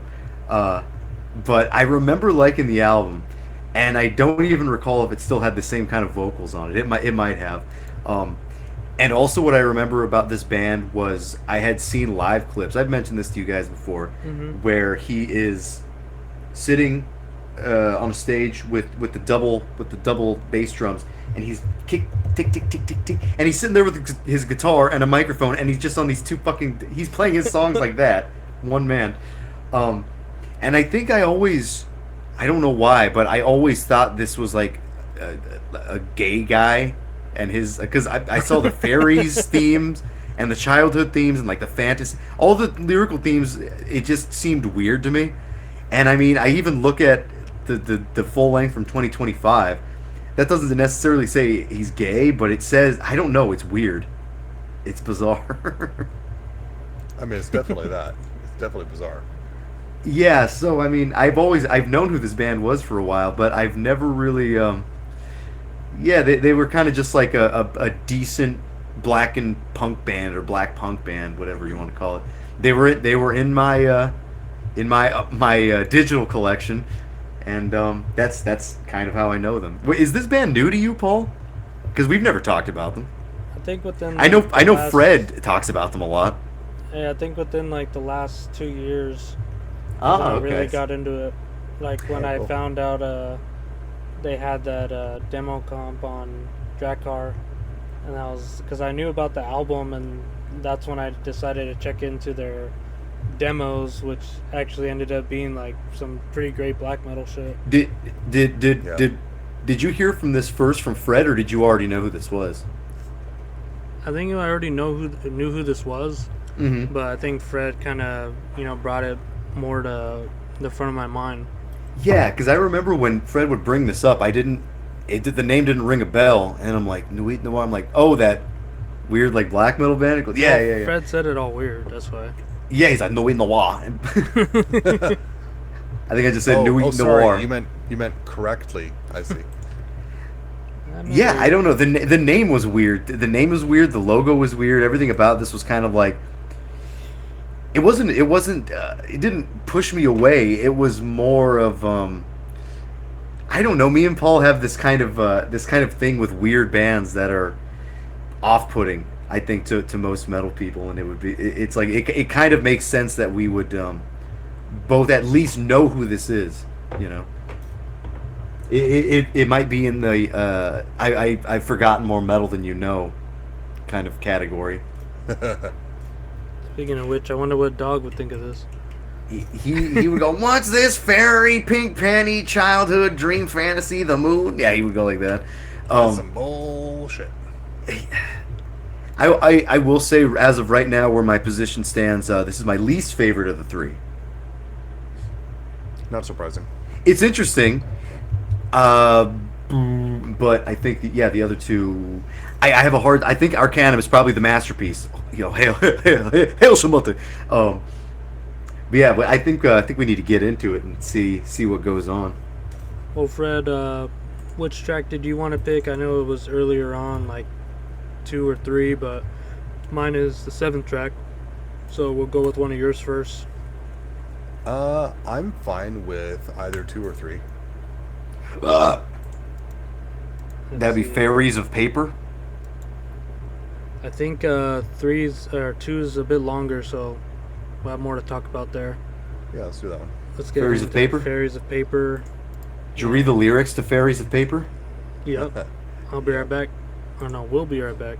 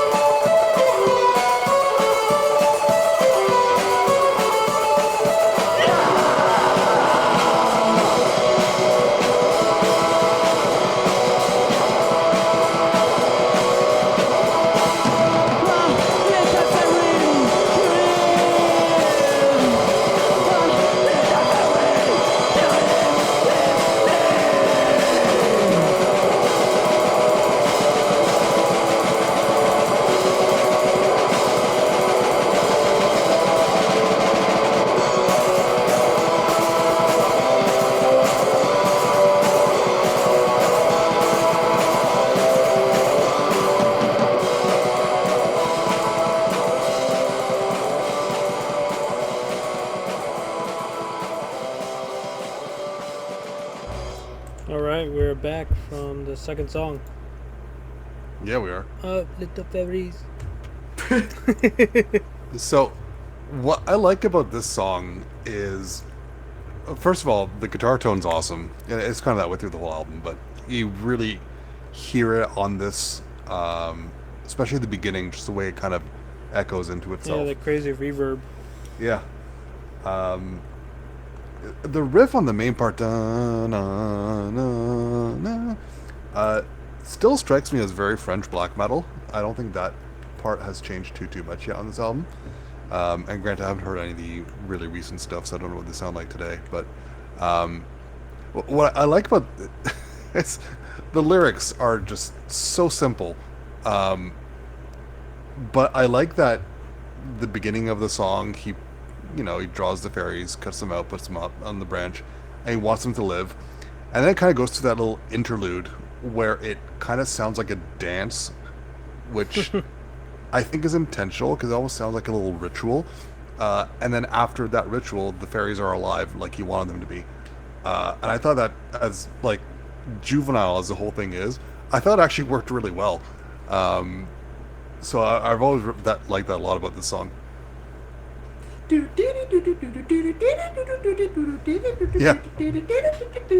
Yeah, it kind It's of so remind good. me of like almost like a goth type of like lead or something, and then the drums underneath it, the second beat, not the one with the double bass, but the one with like do da do do da do da do do da, like that one is just like really catchy, and it's kind of just like an earworm type of lead too. It's like what kind of, it's just so weird. Yeah. Yeah. It's go for it, Paul. Yeah, I was gonna say like again with like that structure with the weird little interlude where the lead is played very slowly, almost like a dance. You're saying it's like I don't know. It just shows like how fucking boundaryless you can be with a recording. You're just like, all right, I have this idea. Realistically, you can do whatever you want. Yeah, exactly. Is that always going to work? Is everybody always going to like that? Answer is no to both those questions. But yeah, the answer to can you do whatever you want? Yes, you can. Yeah, and this kind of just shows that, and I think that's the spirit behind like the one-man bands, and this is just one extreme of them that I wanted to illustrate. Lust, that could have been a one-man black metal band. Well, we did that one. Yeah, exactly. Yeah. The we're not doing this song, but I want to call out track 3, "Ton stupide chemin," which means your stupid path. Uh-huh. It's just calling out a guy for walking on the path and not stepping off of it into the dark. Interesting. Your stupid path. Okay. It's Yeah, like Paul, you keep staying on your path, your stupid path. Yeah, Paul, you said this kind of reminded you of like goth music. It kind of reminded me of that too, but like more new wave type music rather than like the not like the not death rock, not dark wave, but just like a slightly dark new wave. Yeah, like for sure. Like a dim new wave. For example, as soon as that song started, it reminded me of a song that I played in front of you, Paul. I don't know if you remember. It's called "Chamber of Hellos" by Wire Train. I don't remember. In the chamber of hello, hello, hello, hello, hello. Even the like vocal brattiness is sort of it's not just bratty, it's like ethereal in a weird way. So it kind of reminds me of that. And a song by a band called the Lotus Eaters. The song's called "German Girl."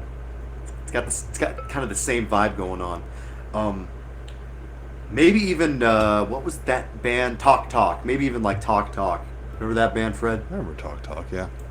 Yeah, I think what's her name? My Pink. life. Pink covered that song at one point. Don't you forget. But their song in particular, No, it's No Doubt, another wasn't word. No, I think it was Pink. I might be wrong, but It's no Maybe it was doubt. both. Hang on. it might be No Doubt. You might be right about that. I know No Or Doubt maybe covered just it. Gwen I'm wondering Stefani. if Pink covered it too. Somebody covered it. Some woman covered it because that was the first version of that song I heard. And then when I heard the original, I didn't like it originally because I'm like, this isn't the version I know. Yeah, it's No Doubt. It's No Doubt. Okay. No doubt about it. Yeah, well, not that song, but their song "Another Word." It's off the same album. That's got kind of the same flavor as this song. This like because this song does sound ethereal. It's got the ethereal new wave sound. We could just call it that, for lack of a better term, because it's not gothic. It's a little bit dark, but I think that's kind of the space, the ethereal, the like, that part of it. Maybe it's not dark. Maybe it's actually lighter than we're thinking. Just as an interesting tidbit, the third album, Phantomatic Plenitude, which is very much in the same style as this one, but the second half of the track list, it's all live material from this era. So you have this track and some of the other ones like Magical Blast, etc. Performed live. It's actually really, really fun. It's worth listening to. So check out the. I know it's on the CD version. I don't know if there's any other versions of Phantomatic Plenitude, but check that one out. The second half of it is just live tracks, and it's a lot of fun. You know what? Quick tangent. I just realized. Well, not just, but I was telling Julian the other day. We were just talking about music, and I'd been sort of realizing about myself that I don't really care for goth music that much, like death Really? rock. I don't really like. It's okay. It's just I kind of don't care that much about it.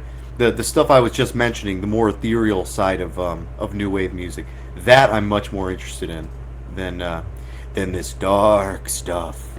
I don't know why.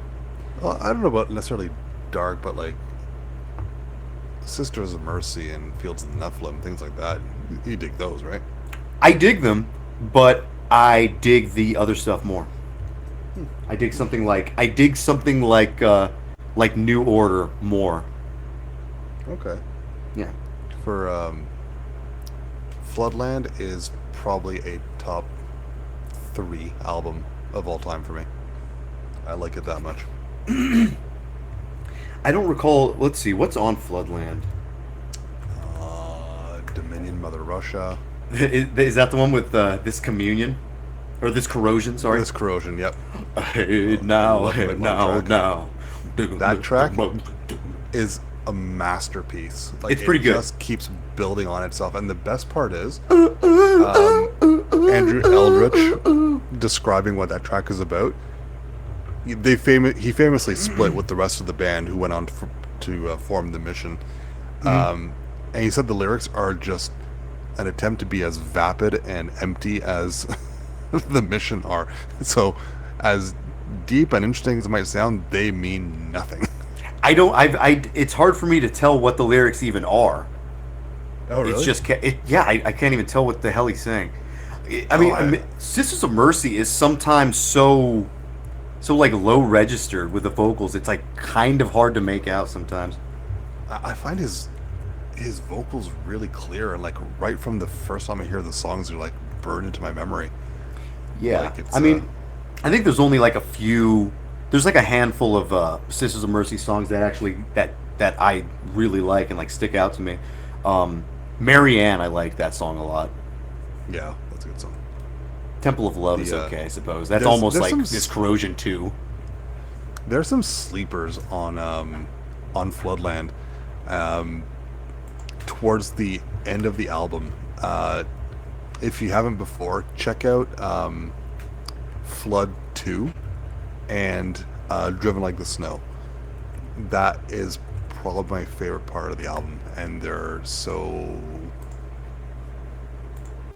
softer songs, but they're fantastic.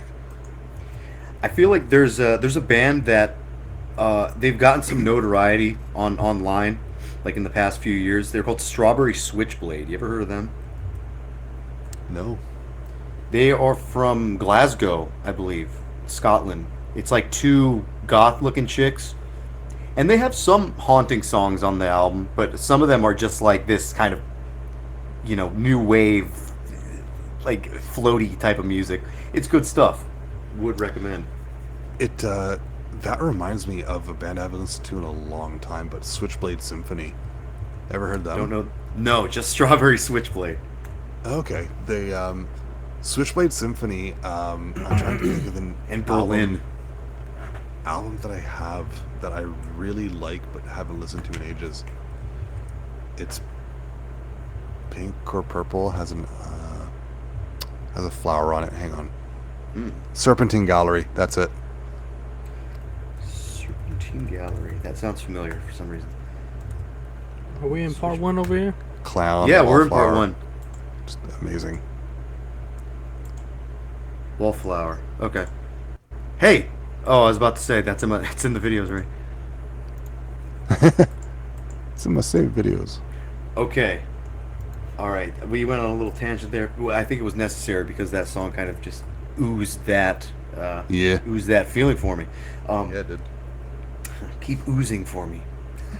Okay, so what do we have next? You know, Ew. No. the song that I picked is Buy it. Sword That Doesn't Hurt, which is track 7. Sword that doesn't hurt. And we'll be right back.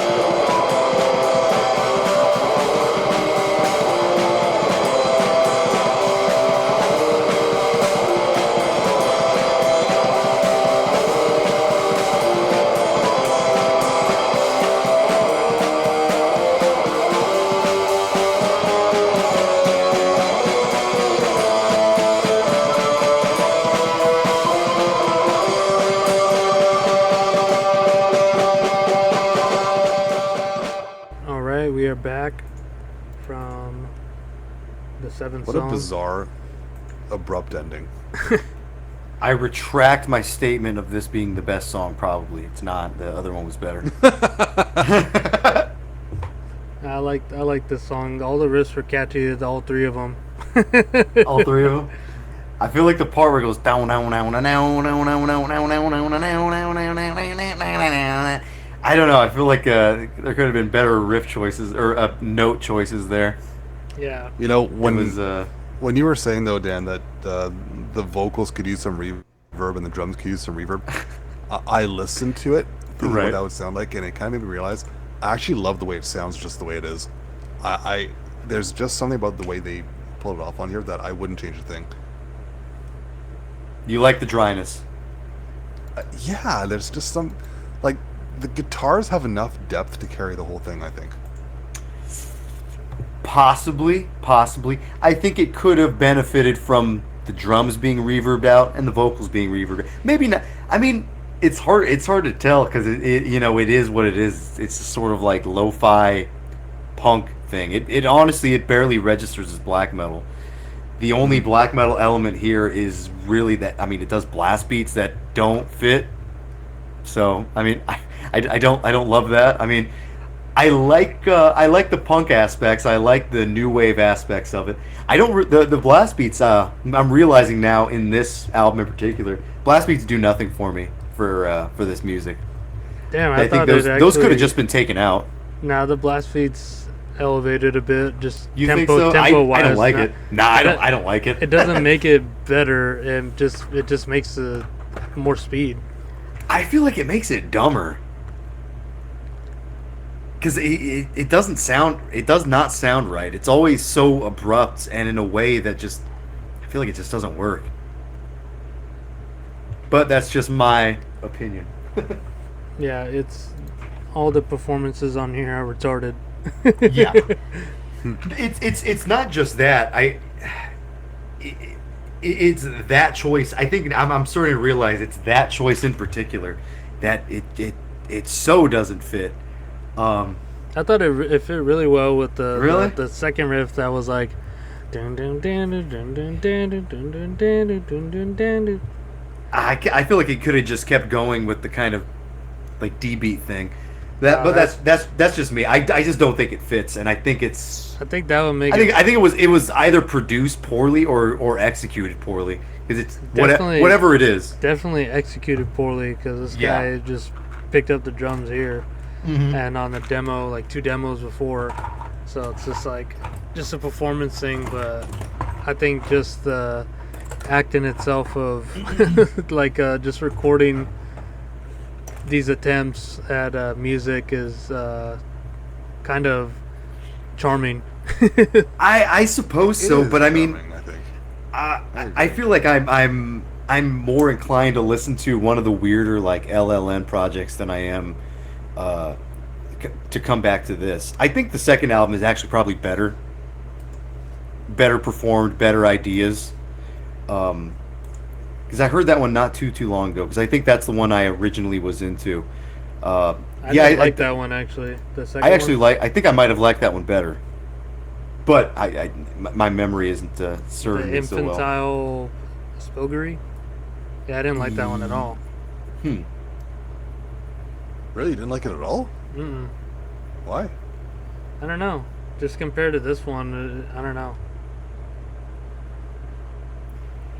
I think I'm coming away from this one not knowing that I'll ever come back to Nuit Noire. Or at least this record. I feel like I've heard these songs enough. I'm not inclined to come back to these for whatever reason. But you gotta listen to the demos though.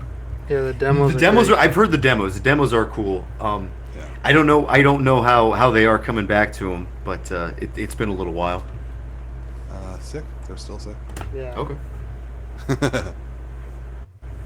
Yeah, Fred, want some closing remarks on this?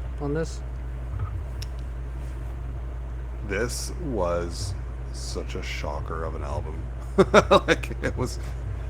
Again, I had no idea what I was getting into in order it. I just knew that their demos were cool, and I'm like, all right, let's get this going, and not at all what I was expecting.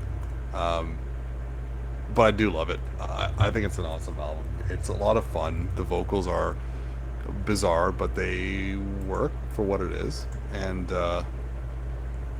it's not for closed-minded black metal fans. If Damn. Just kidding. you like your I'm closed-minded sometimes when it comes to experimental stuff. you're not gonna Sometimes. get it here. This is my lullaby. Dan is not closed-minded. He's allowed to not like something. He is allowed to not. But yeah, Paul's making that noise because he goes, actually, you're not allowed to not like this. That's what that meant. He's second banana here. Let me I'm in charge. now. Let me ask you something. Who do you think you are? The darkness. Let me ask you something else. Who gives you the right? The darkness. Sorry, I've been watching The Office. That was when he was interviewing Toby for his exit interview. Who died and made you Elvis? That's what he asks him. He goes, "Who do you think you are? Who gives you the right?" That's funny. And then he sings Supertramp. Goodbye, Toby. It's been nice. This does kind of remind me of that one, that Zizma 5-minute demo, that little side project they did, where he's like la la la la la la la la la la la. But I like that better, because that's kind of more focused, and that's more just like a purely cool, weird punk release. This one is I think this one's it's too disjointed for me. It's too disjointed and not produced in a way that it works for me. I think it's very, very focused. It only has like what this guy's able to play, and not well at that for that matter. Right. You Well, know? yeah. But Tis what it is. yeah, like I said, I kind of brought this one on just to illustrate the extremes of like what a solo band could be. I respect it. I'm not going to say like fuck this band, this sucks, asshole. I'm just saying it's really it's kind of hit and miss for me, and it's just missing some stuff for me. But I respect it. I do respect it. I respect the kind of creative ideas here. So, But I you know, did take that as you will. I did catch you. Even from someone who does love this album front to back, I still have to be in the mood to listen to it. I can't throw it on every Yeah. time. But I'll say I did catch Dan humming the melody to the second song. So it's Well, yeah, that's definitely catchy.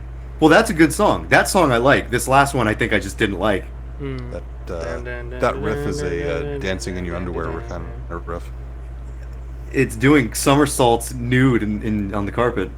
Yeah. Mm-hmm. Every night is everything. Yeah, the fairies of paper. That I like that song. Second one, I didn't care. So that's just sort of how I'm coming away from this. And that's why I sandwiched this one in the middle, because Mhm. the next release I think It's pretty everyone good. likes, Yeah. and Yeah, it's that a is like this one's like Nuit Noire is very it's like kind of more manic than anything. It's kind of gay. And Sovereign is very straight and kind of schizo. Well, Sovereign is alcoholic black metal. Yeah. Sort of in the same vein as like Sarcophago, just executed much differently. Yeah, and I'll say, I think I might have said it earlier, maybe off the air, but I was under the impression that this was Rudolph playing the drums here, but it was actually another guy, Fausto. And I believe he does like splits and stuff later with Sovereign, Into the Darkness, My Destiny. Okay. Well, I guess that's okay, because I mean Sovereign is a one-man band, and I feel like if you have a drummer, you're still a one-man band. If that's however you give credit. Yeah, yeah. that was kind of my thing too. It's like, all right, Arckanum, you can play the drums, go for it. You're gonna make some great music. Nuit Noire, you're gonna play the drums, and the music isn't gonna come across as well as you think it was gonna do. Mm-hmm, mm-hmm. But Sovereign took there's the A route, B, and then he took the C way, and hired someone that could play the drums for him. You can do that. Again, Yeah. it goes to the same rule as Nuit Noire. You can do that. You can kind of do that. Yeah, Do whatever. versus like I guess the same commonality between all these is like it's actual drums being played on here rather than getting a drum machine, which is sort of more of the distinction that I wanted to make here anyway. Yeah, 'Cause because there's a million these function more as like real black metal releases.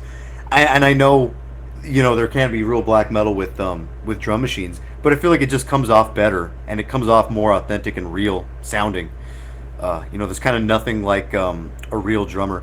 I will say though, there is an exception, because I prefer the Roster Chester releases without the real drummer. Oh yeah. I feel like the real drummer of Rochester just kind of ruined it, and then everything, the riffs changed. It just kind of, the band was over by the Yeah. time they got a real drummer. Yeah, like And I was looking forward to it, and I wanted to like it, but it doesn't really do it for me. Yeah, like Total Vernitung would be a completely different band without, you know, a drum machine. Same thing. Yeah, that with, would be Reek would 2. be no good. That would ruin it. Yeah, same with Reek 2. It's like, I have a bad feeling about Total Vernitung new stuff because I think they're working on something new, and I have a bad feeling I'm not well, gonna like it. even that split, man, that song was disappointing. Oh yeah, well there you go. There you go. You've already. I don't even remember it.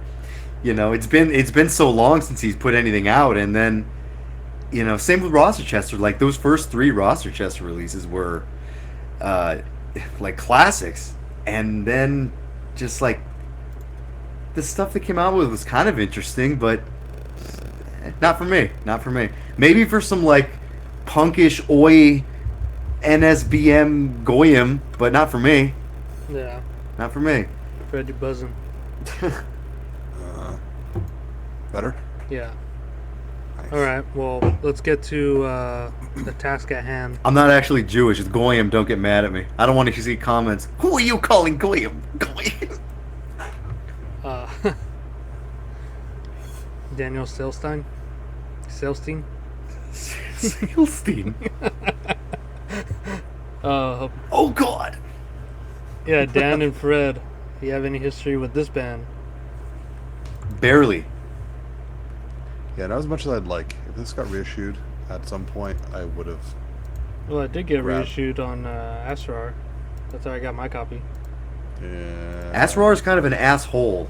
He he didn't send me my shit, and I've been like asking for my shit.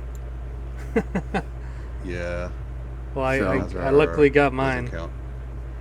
I know it did get reissued back in early 2000s, but I didn't pick that up, and I'd love to see this on CD, just to make my life easier. Well, But, he just releases on vinyl and tape. Yeah. That's true. I don't Like- really want to get anything from Asrar. They just kind of annoy me. Yeah, they are annoying. Guys a flake, and he won't send you your stuff. Sometimes he will, sometimes he won't, and yeah, I don't know. I'm not. I can't say anything good about that label really. And I they can. I bootleg got- everything that moves. I got my stuff. I didn't get my stuff.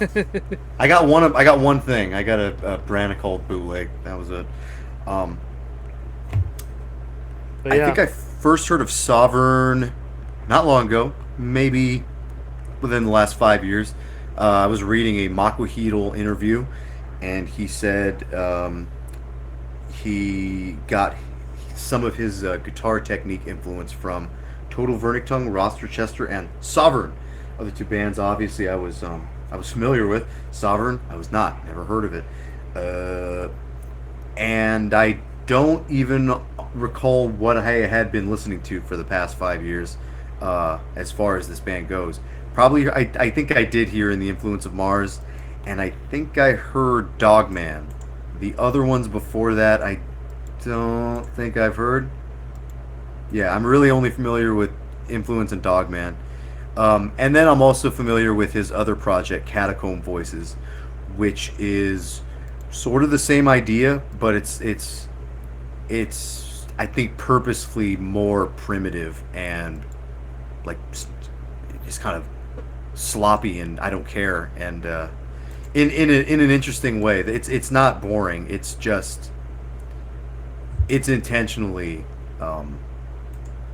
like Chaotic. no, not chaotic.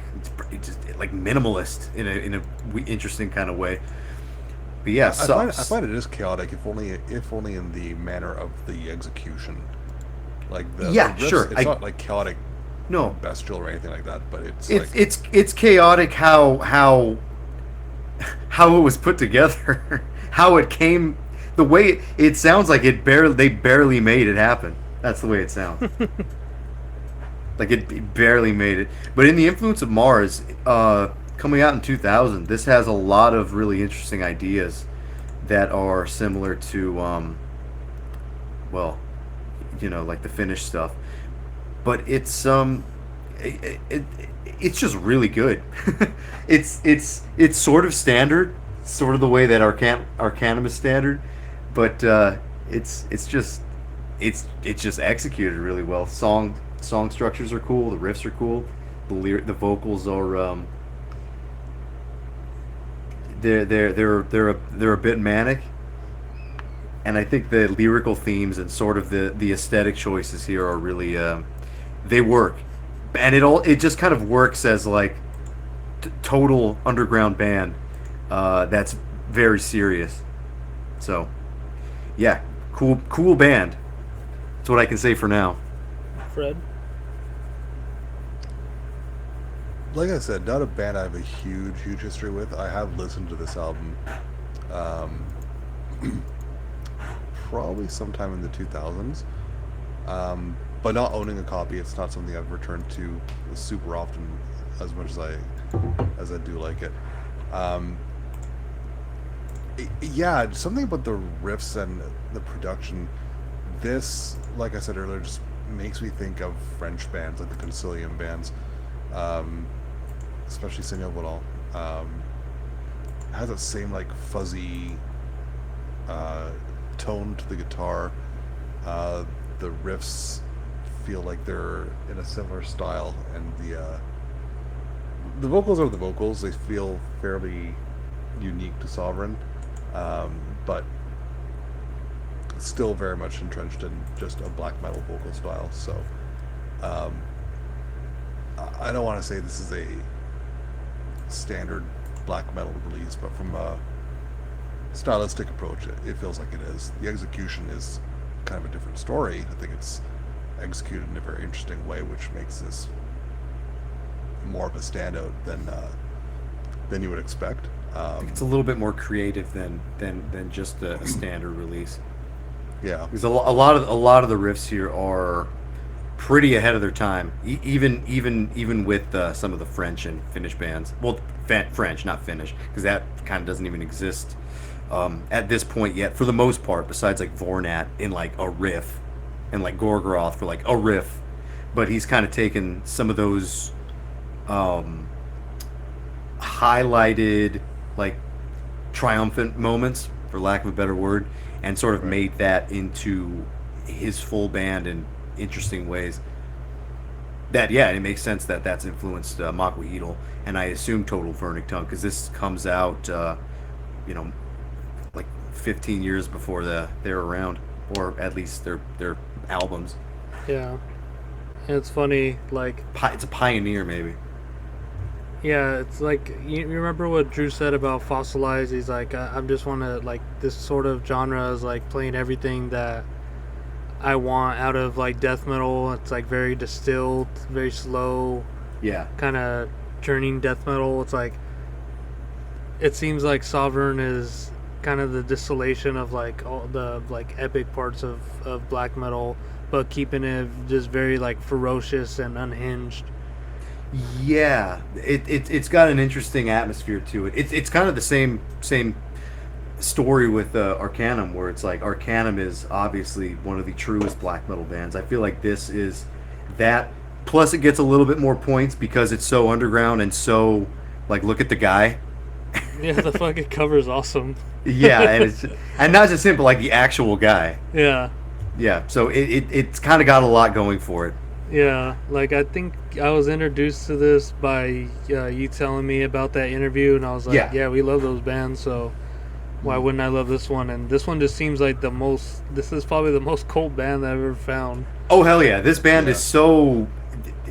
Like, most people do not know who this is. Like, I was surprised that the Terminus dudes knew who this was, or at least death metal guy knew who it was. I was surprised that guy at That the one guy. show that we played was like, oh, that's Sovereign Church. I played with them. Like, Was he lying? Has Sovereign ever even been away from home? I have no idea. I can't imagine this guy going anywhere. No, and there's like, And I can imagine that guy lying. yeah, I can imagine a guy like that lying. yeah, it's Don't funny. lie. Don't lie to me. I don't want to hear your lies. Tell me Yeah. the truth.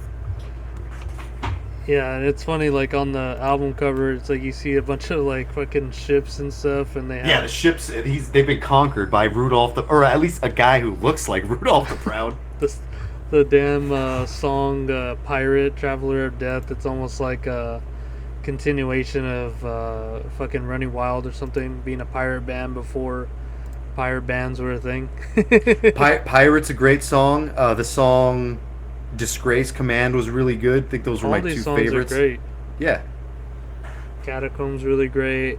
I chose the first song, Times of Torture, because the drum playing over these, like, it seems like the riffs are all just like these lead sections that we were talking about in Arckanum and Nuit Noire. It's like those are just the extended. It's not extended solos or leads. It's like the riffs itself that are like basically. They're just melodic ideas. They're like you don't even have to consider them riffs. Yeah, they're just structuring. Because the when it comes songs. to when it comes to black metal like this, and even the way we used to write for Warrior's Chalice, think of like the third one. The one with the hand and the cup.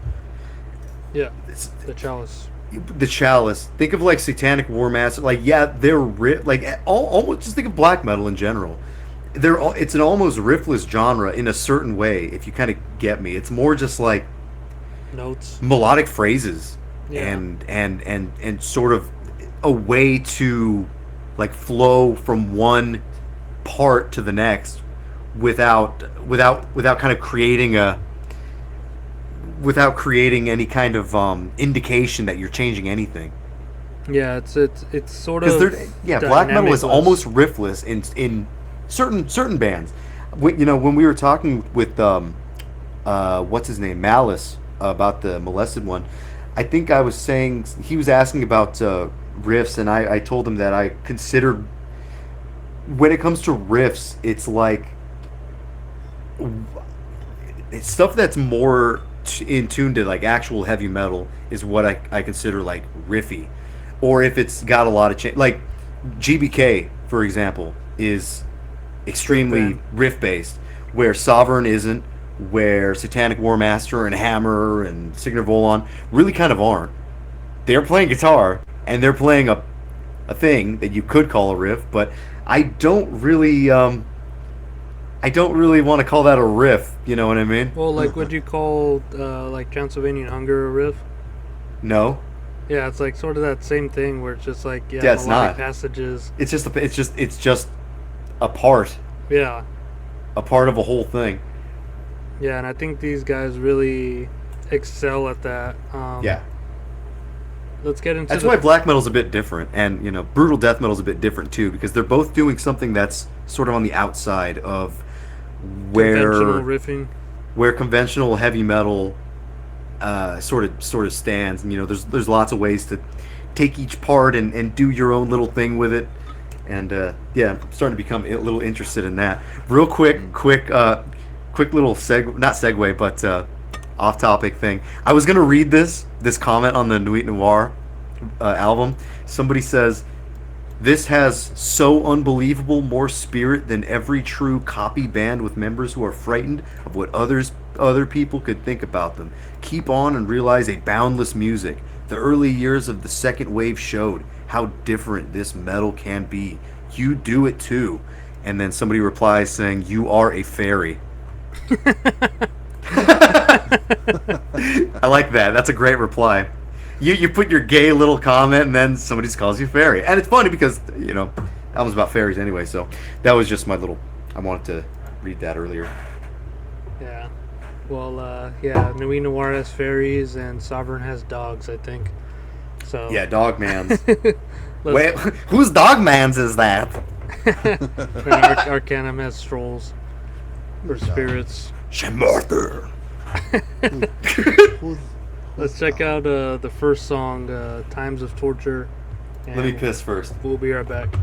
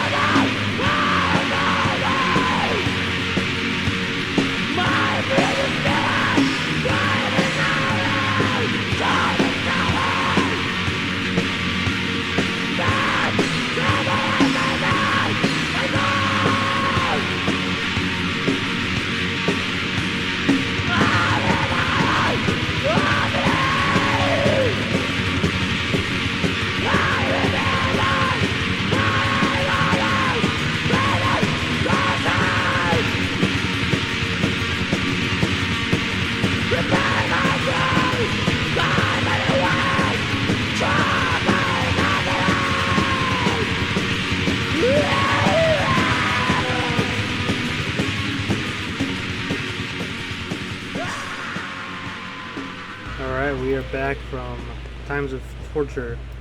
And that wasn't torturous at all. That was probably the best fucking shit I've heard in a long time. Is this the first time we've covered one of these, like, French, Finnish sounding bands? Whether it's, you know, not French or Finnish at all. Is this the first time we're covering one of these bands? I think it might be. I don't know. Could be. I think it might be. Right? I think so. Which is kind of weird because at a point in my life, this was the only type of black metal that I was listening to. This is the only type of black metal we were making.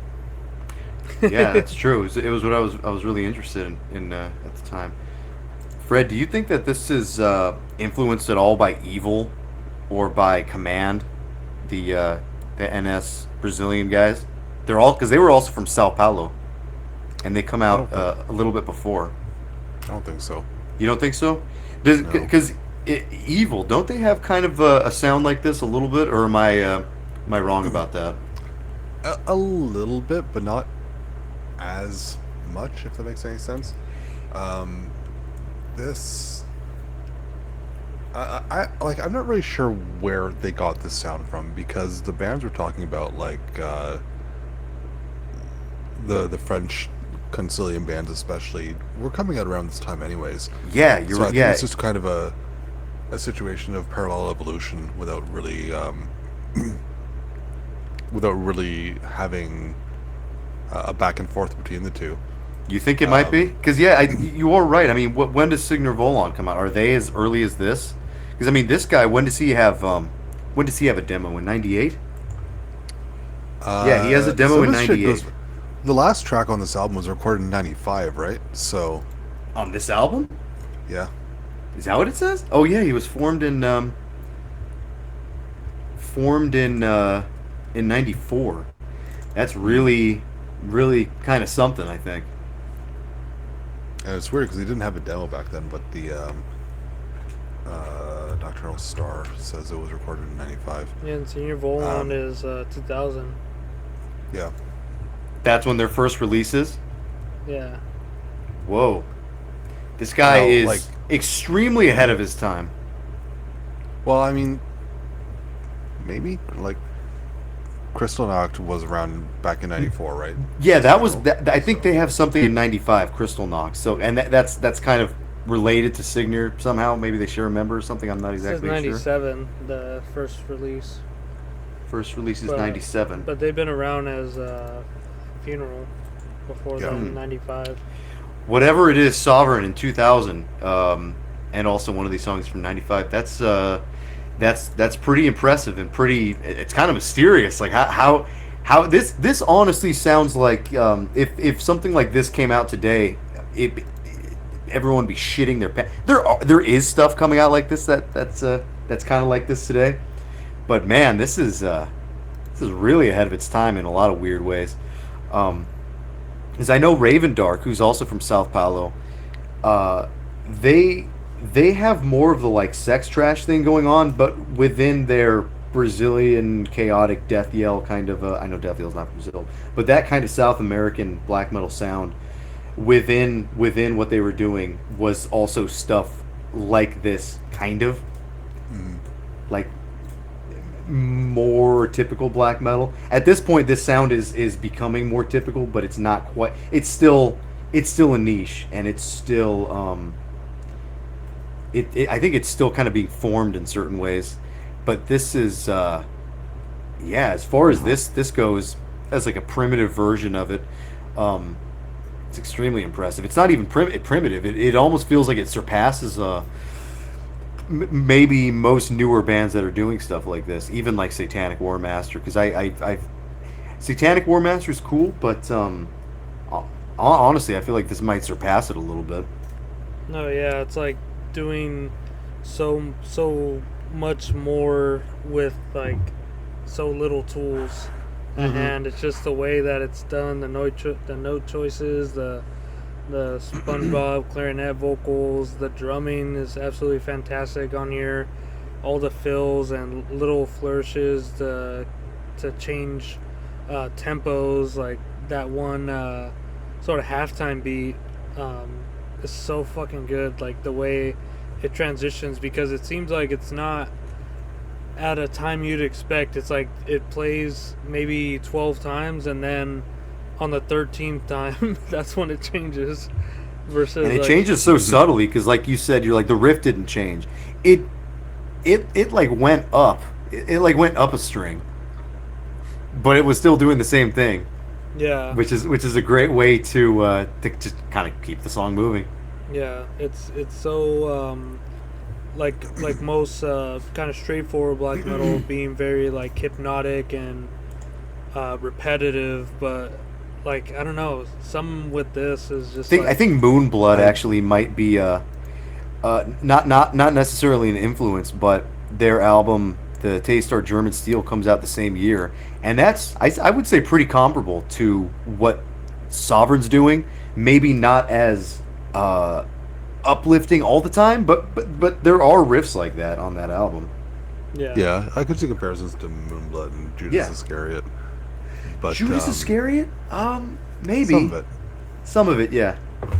But the what I will say with this track though is it does have the repetition down, but not quite as hypnotic as I feel it should be, because I felt the song lasted maybe 30 seconds longer than it should.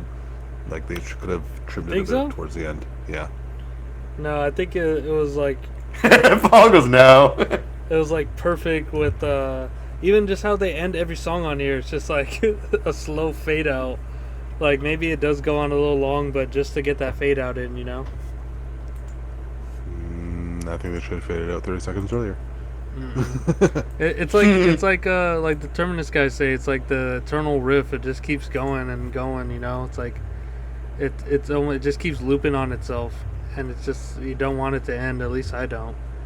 I don't know about Freddie here. Yeah, I feel like when it comes to the eternal riff, when it ends, you kind of forget what was even happening, just because you don't even exactly know where it ends or how it ends. It just kind of ends because it is the eternal riff. Hey, Fred, speaking of Judas Iscariot, you ever heard of a band called Pagan Hellfire? Of course. Yeah, from Canada? Yeah. I was just introduced to them recently. I've heard the name for a long time, but never had checked it out.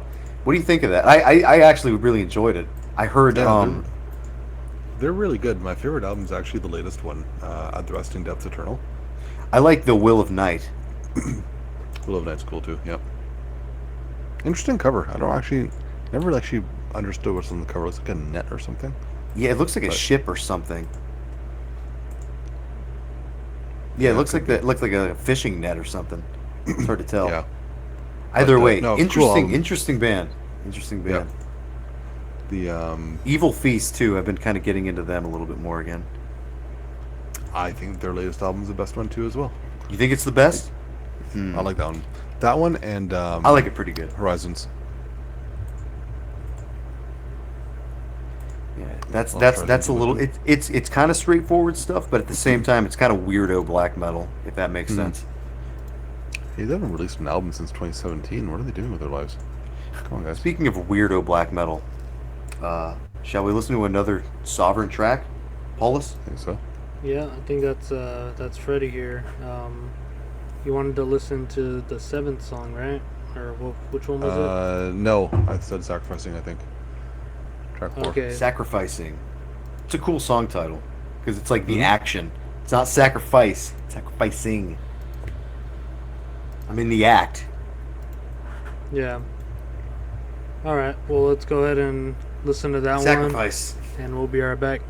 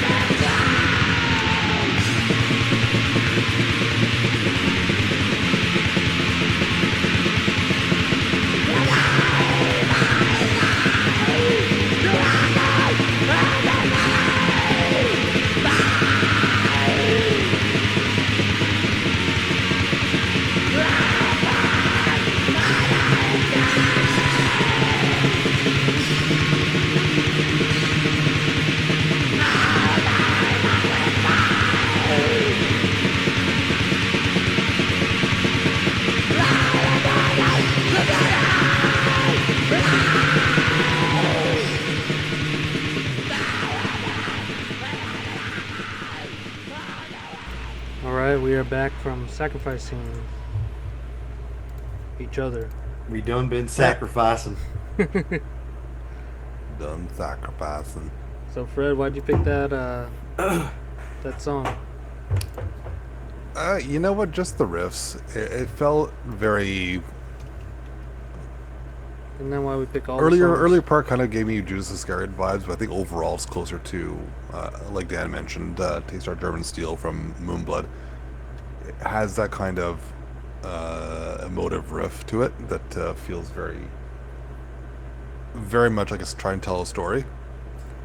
I think the riff is telling us that you are sacrificing, you are killing, but you don't feel great about it. I think that's what the riff is telling us.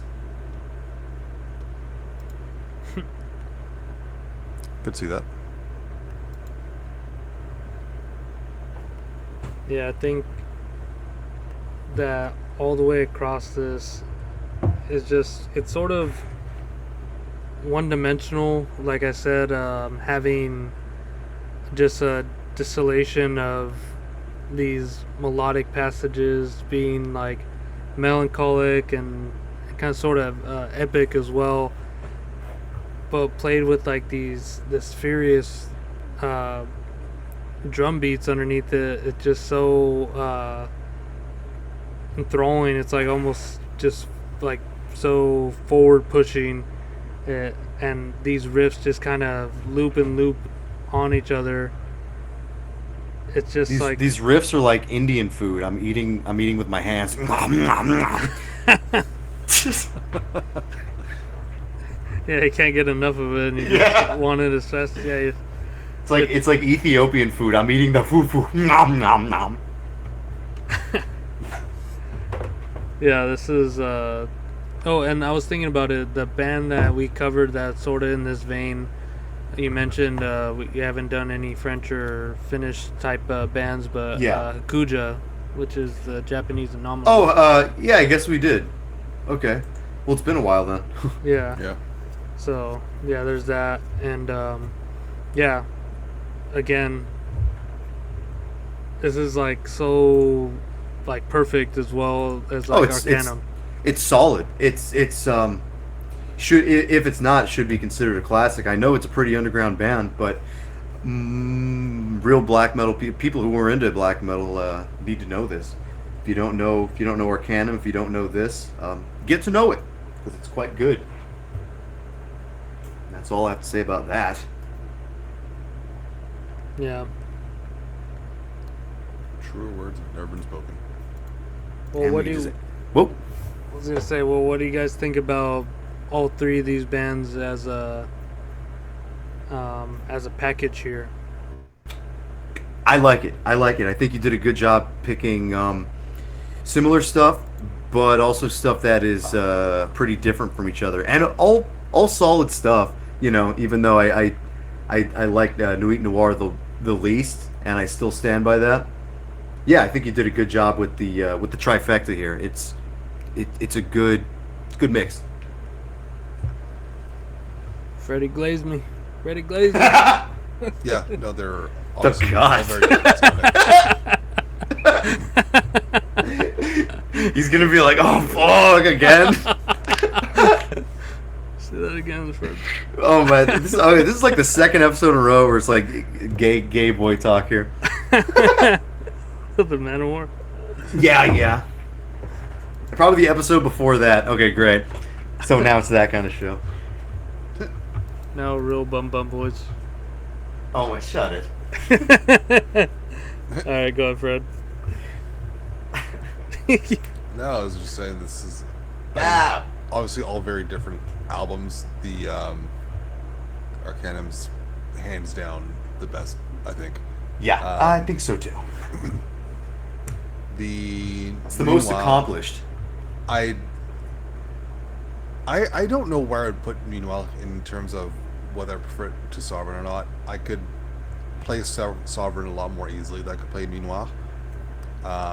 Sovereign, it doesn't have a ton of variety in it, but it does have some awesome riffing.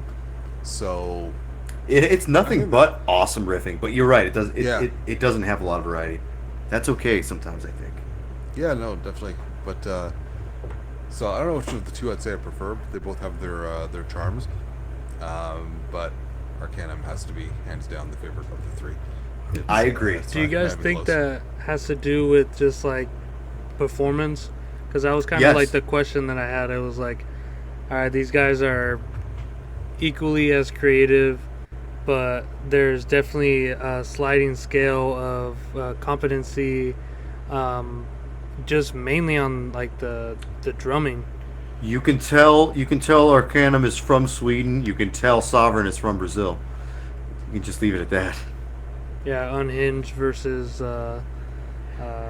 very. Versus like completely competent. Arcanum is like completely competent in what he does.